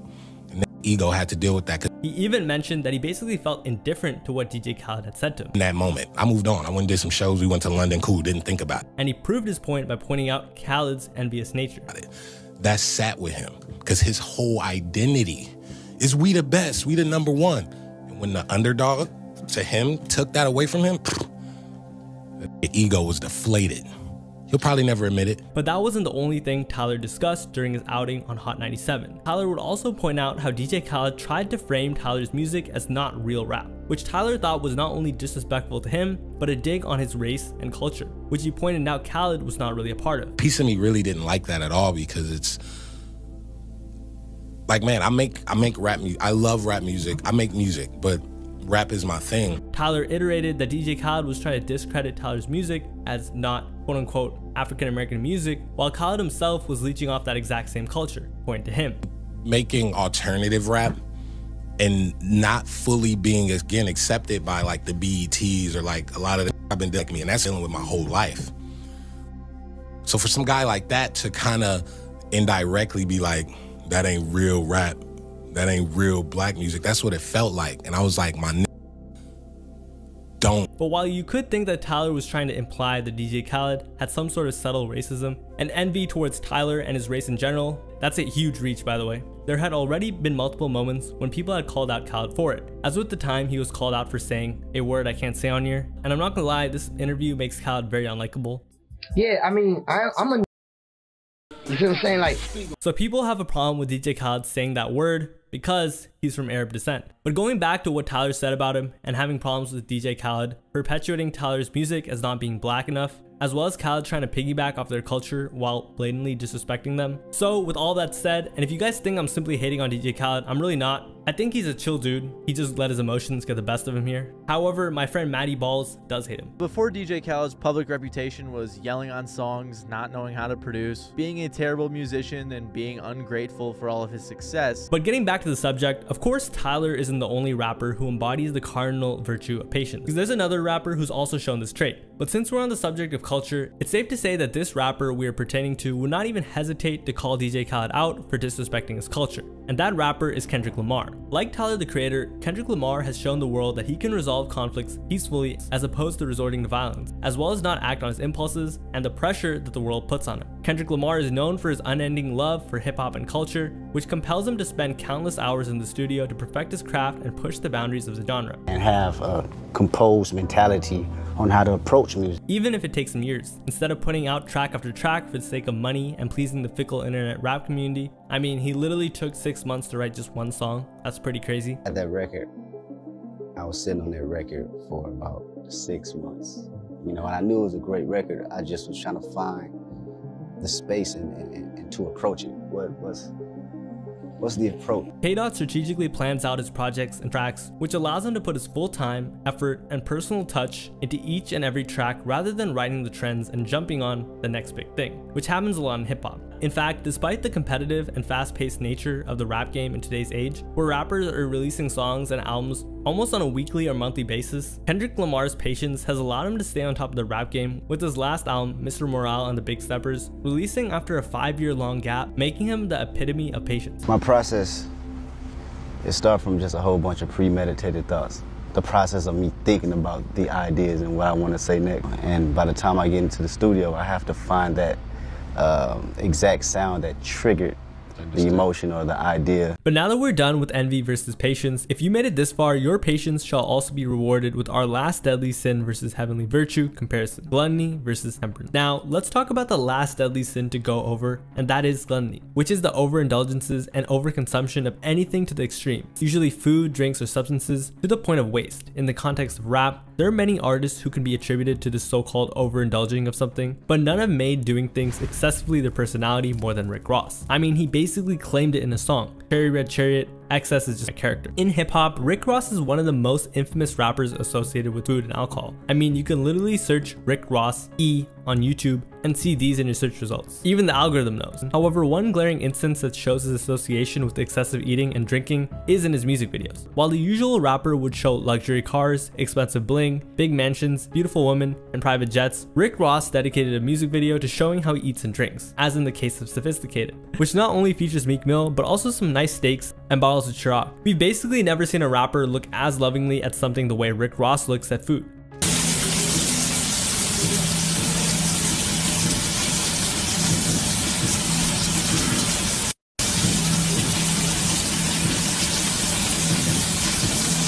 And the way he talks about eating something is as, or even more iconic as some of his best songs at this point. I'ma eat it. And I just want to make it clear, I'm not shaming anybody here. Personally, I love to eat myself, and weight is not something everyone can control. But Rick Ross is so gluttonous that he was having deep conversations with our Mr. Envy himself, DJ Khaled, over the types of milk they drink. Still not up on the almond milk. Oh, no, Ross. Rosé still frightened. No, get the almond milk. I just got up on 2% milk a couple years ago. No, get the almond milk. Now y'all trying to conspiracy. No. Man, milk really's got Rick Ross wearing large-sized tinfoil hats. And it's the question, is it from the almond of the walnut? Is they squeezing it out of the peanut? I don't have that answer, and I usually have every answer. Aside from that, there was also a time Rosé got a bit too aggressive with his cutleries, the time he became Magneto. This man bent this for eating. But being gluttonous isn't just about excessive eating, but also about excessive amounts of drinks. In his appearance on Men's Health, Gym and Fridge, Rick Ross showed us the content of his kitchen fridge. I do have refrigerators in the kitchen, but this is the one more than likely became my morning with. You dig? I love my Perriers, my Pellegrinos, my Aquafinas. And yes, you did hear it right. Of course, Rick Ross has 3 fridges in his kitchen. Rose then showed us how he cooked his breakfast, or rather how his personal chef cooks his breakfast, because of course Rick Ross is a personal chef. Go, all protein, eggs, little kale, little mushroom, little onions, a little bit of sprinkling of season, the orange juice just up here to look good. But it wouldn't be a Rick Ross meal if he's missing an integral part of his diet. Of course, I wouldn't be the boss Rose if I didn't begin my day with a glass of... Say it with me. Rose! Now, on the other side of this, while Rick Ross loves to indulge on food and alcohol and even puts on a show to encourage people to live the same lifestyle, our next rapper, although not without his own experiences with vices, has since become a clear advocate for healthiness and sobriety. And that rapper is Kid Cudi. Kid Cudi, real name Scott Mescudi. Kid Cudi has had well-documented cases of his struggles with substance abuse since his time in the limelight.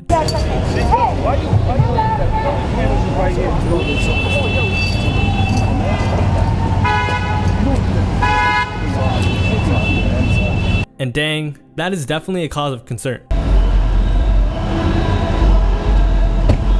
And it's because of those past issues exactly that Kid Cudi has shifted towards sobriety and pushing for a healthier mental well-being. His most recent outings have shown how mindful of others and his surroundings Kid Cudi has been, as well as practicing self-control, abstaining, and moderation, which are traits that define the heavenly virtue of temperance. More so, what makes Kid Cudi a great embodiment for temperance is him being a strong advocate for staying off of alcohol and illegal substances, as well as his campaign towards bringing mental health awareness to the forefront. One notable instance of this was during his infamous appearance on the Joe Rogan Appearance. In this episode, Kid Cudi explicitly explained how he viewed his journey and campaign against substance abuse. It's a history of drugs in my family. It was like my blood was waiting.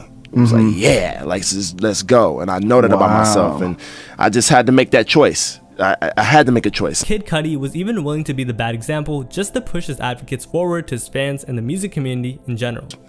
I want kids to look at me and understand what not to do, you know? In the interview, Cudi got extremely candid about his substance abuse and how it controlled him. It was really just like, I'm dealing with some shit. If you don't understand it, I don't give a fuck. This is how I was surviving.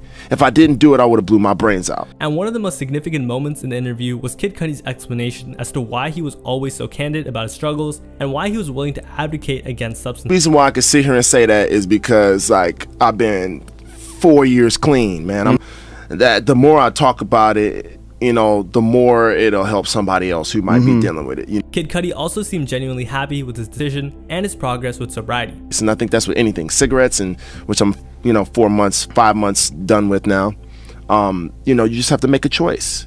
And I made that choice, you know, for myself, for my own health, for my daughter, for her future, for my fans. But going back to Gluttony and Rick Ross, he too has talked about his experiences and struggles dealing with health problems, as he once got hospitalized for apparently suffering a heart attack back in March of 2018, which was reported by sources such as Complex, stating, a 911 call was placed by someone at Ross's Miami area residence around 3:30 a.m. Thursday, according to TMZ. Police sources claim that the person in distress, reportedly Ross, became combative following a period of heavy breathing. A Ross source said that the issue is quote-unquote heart-related, but an unnamed family member has denied the hospitalization entirely, and it got so bad that there were rumors that Rick Ross had been placed on life support. As reports stated that a machine had taken over the heart and lung functions, doctors are reportedly using ECMO, extracorporeal membrane oxygenation, machine on Ross, which oxygenates the blood outside the body and then returns it to the body. But the reason I touched upon this part of Rick Ross's life, even he admitted that that serious life-threatening moment was due to his self-inflicted gluttony, as he even admitted to it,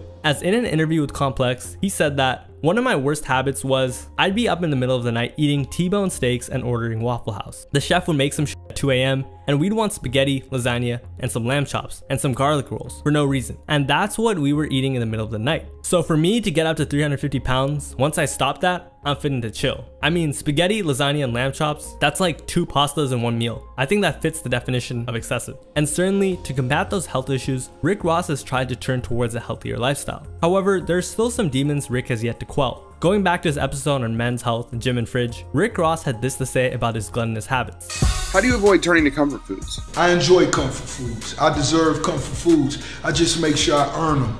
You know, I exercise, but I do treat myself. Of course, any person that works out has a cheat day. Even The Rock has a cheat day. But let's see what Rose's cheat meal is. I always go to Wingstop. I'm gonna get a 10-piece lemon pepper, and I want 10 corn on the cob. You know what I mean? Next morning I get up, I I get that workout on. But I guess that's definitely better than his eating habits before trying to get healthy. My diet before healthy looked at like a T-bone, 2 in the morning, 6 in the morning, a T-bone, noon, lemon pepper wings, 6 p.m., a ribeye. Now, on the other side of temperance, other than Kid Cudi, there is another rapper in the industry who is a shining embodiment of this heavenly virtue. This rapper has already appeared in the video, and it's none other than Tyler, the Creator, who has been candid about his life of 0 drugs and 0 alcohol, despite hanging out with rappers who are infamous for their smoking and drinking habits. If you're a hip-hop fan, you already know how prevalent substance abuse is in the genre, especially in this day and age where artists even try to glorify and justify their usage to fans. So it's always refreshing to see someone like Tyler, who despite his public image, is a strong advocate for a lifestyle of sobriety, temperance, and just having a sane mind and body. Just be on top of your shit. That's not even a life lesson. They should wake up and want to be on top of their shit. Tyler has never shied away from talking to people, especially his fans, about his limited experiences with substances and alcohol, as well as his active choice towards being sober. In one instance, in 2020, Tyler appeared in an event for Converse called the Creative All-Star Series. And in this interview, as the conversation shifted into the life lessons that Tyler, the Creator, had experienced and was willing to impart to the audience, Tyler touched upon his views on substances and alcohol abuse, and basically disowned such activities. I just never wanted to drink. It's just something that didn't interest me. And don't get me wrong, like, I've been high twice in my life. When I was 17, I smoked weed and I was like, this is not fun. But the notable part about this was that he never denied not using substances once, and even shared more experiences and how it affected him. The New Year's going into 2010 at Sid's studio, I had a small piece of brownie because I was like, fuck it, dude, like, we're here, I'm not gonna die. And that made me say, I will never do this again. But I think what makes Tyler a genuine embodiment of temperance is that he didn't preach to the crowd to not use substances or drink alcohol. Rather, he let them think for themselves, which is an indication that he doesn't care if the people around him are indulging in their vices, because he knows it can never affect or influence him. Because I think everyone, at least either some, try it. Like, you never know. Some people thrive off of it, but that shit is just definitely not for me. And for whoever it is for, like, do your thing. And much more commendable is the fact that Tyler was honest and open about his tendencies and habits, especially towards dangerous things like substances and alcohol. But I have an addictive personality. So me being aware of that, if I ended up liking alcohol or some shit, it would be the fucking downfall of me, because I would need it. And I'm in a financial place where I can enable it myself. And I don't ever want to be that guy. I mean, this just goes to show how self-aware Tyler is about himself, and is among the main reasons why his placement as an embodiment of temperance works well. And if you think Tyler was just being poetic and trying to be deep and patronizing by talking about having an addictive personality, think again, because here's him talking about his cheese addiction. I see a cheese I never had. And then I see another cheese I ain't never had. And then I seen another cheese I ain't never had. Which resulted in me buying 7 cheeses. I was like, yo, I'm gonna try all these cheeses I never had on an empty stomach, dog. So aside from Tyler's own crusade, avoiding any and all substances and alcohol, Tyler of course sees the negative effects it has on his friends, and thus, even though he mentioned beforehand that it's okay to try once, Tyler is aware of how substances can destroy people when done excessively. This was the case with one of his friends, and Tyler talked about how he tried to help his friend combat the addiction. And this instance just showed that Tyler was willing to not walk on eggshells and enable his friend's addiction, and instead try and help him. I had a friend over the past few months, he's just been acting weird. Found out this nigga had a Xanax problem. I remember going to this backpack, pouring all his Xans down the toilet and like, hey, what's up? While Tyler has expressed that he was fine with people around him using and drinking, being the dedicated artist that he is, Tyler hasn't been afraid to hold his close friends accountable when it affected their work. In an interview with Complex, Tyler discussed that during a recording session, The Potato Salad, a collab between him and Rocky, Tyler had to put his foot down when he noticed somebody in the studio was indulging in funny grass. Tyler, the Creator, then talked in detail about how it went down during that session. I went in the room and took the blunt out of somebody's hand, threw it on the ground and stepped on it and said, "This is a distraction. It needs to stop. We are here to work, not to hang out." And even demanded Rocky and everyone else in the studio that entire session should be sober. Screw that. Clear mind, at least once. We're substance free at night. which is honestly understandable, especially on the part of someone like Tyler the Creator, who seems to take his music very seriously. But if you made it this long into the video, we're certainly not done, as we have one more rapper to talk about who embodies gluttony. There is another rapper like Rick Ross, whose excessive indulgence of his vices resulted in some serious medical problems, to say the least. But unlike Rick Ross, who merely harmed himself, this person's overindulgence led to another person's gruesome demise. Do you all know about Big Lurch? What? This guy Big Lurch, who was one of his friends. Well, he ate him. He literally cut him up and ate him. Yeah. Yup, we're gonna talk about Big Lurch, who represents the cardinal sin of gluttony in the rap world. But going back to the topic, Big Lurch was an American rapper who was part of the infamous Dallas horrorcore rap scene. Lurch started his career in the rap scene in the 90s and had a bit of success in the underground scene, but never really made it big. In 1998, he joined up with Donnie Baby and Rick Rock to form Cosmic Slopshop. The group released an album called The Family, but disbanded immediately after the album did not yield any success, with only a single song, Sinful, hitting minor success, being number 66 on the Billboard Hot R&B/Hip-Hop Songs chart, and number 18 on the Billboard Hot Rap Songs chart that same year. Still, Lurch was not dissuaded by this and continued to push for his career, but it seemed like nothing would go his way, as on September 16, 2000, Big Lurch was driving home from his 24th birthday celebration when he was rear-ended by a drunk driver. He suffered catastrophic injuries, including a broken neck. And this is where things would start to fall apart for Big Lurch and would become the reason that Big Lurch embodies the sin of gluttony. Basically, in order to alleviate the extreme pain that Lurch suffered from his broken neck due to the accident, Lurch turned to pain medication. But of course, pain meds are extremely addictive,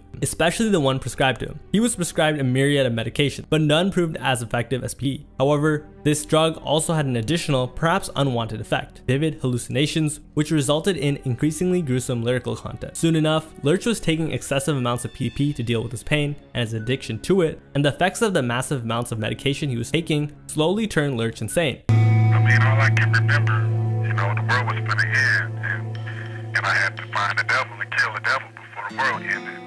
That's the last thought that I had. Okay, getting right back to Lurch's gluttony. On April 9, 2002, Lurch attended a party at a supposed dope house. According to Lurch, PCP got passed around. The next thing he knew, he woke up in jail with a murder charge 2 weeks later. Imagine not having consciousness or any memory for 2 weeks and not recalling anything for such a long time. Unfortunately for everyone involved, what happened within those 2 weeks were some of the most horrible things I've ever read or heard, not just in rap, but in general. Now also, unfortunately for some and fortunately for others, I can't go into detail into exactly what happened, but Lurch consumed another individual. Yes, you heard me right. He ate someone. The Lurch, who was heavily medicated at the time, apparently did not know what was happening. He did not know that he was committing some of the most gruesome things a person could ever do. But if you think this accident was a simple open and shut case, the case itself was apparently deeper. It was not as black and white as you would think, as apparently some believe that it was a conspiracy done by Lurch's label to further sell his album. But that's for another video.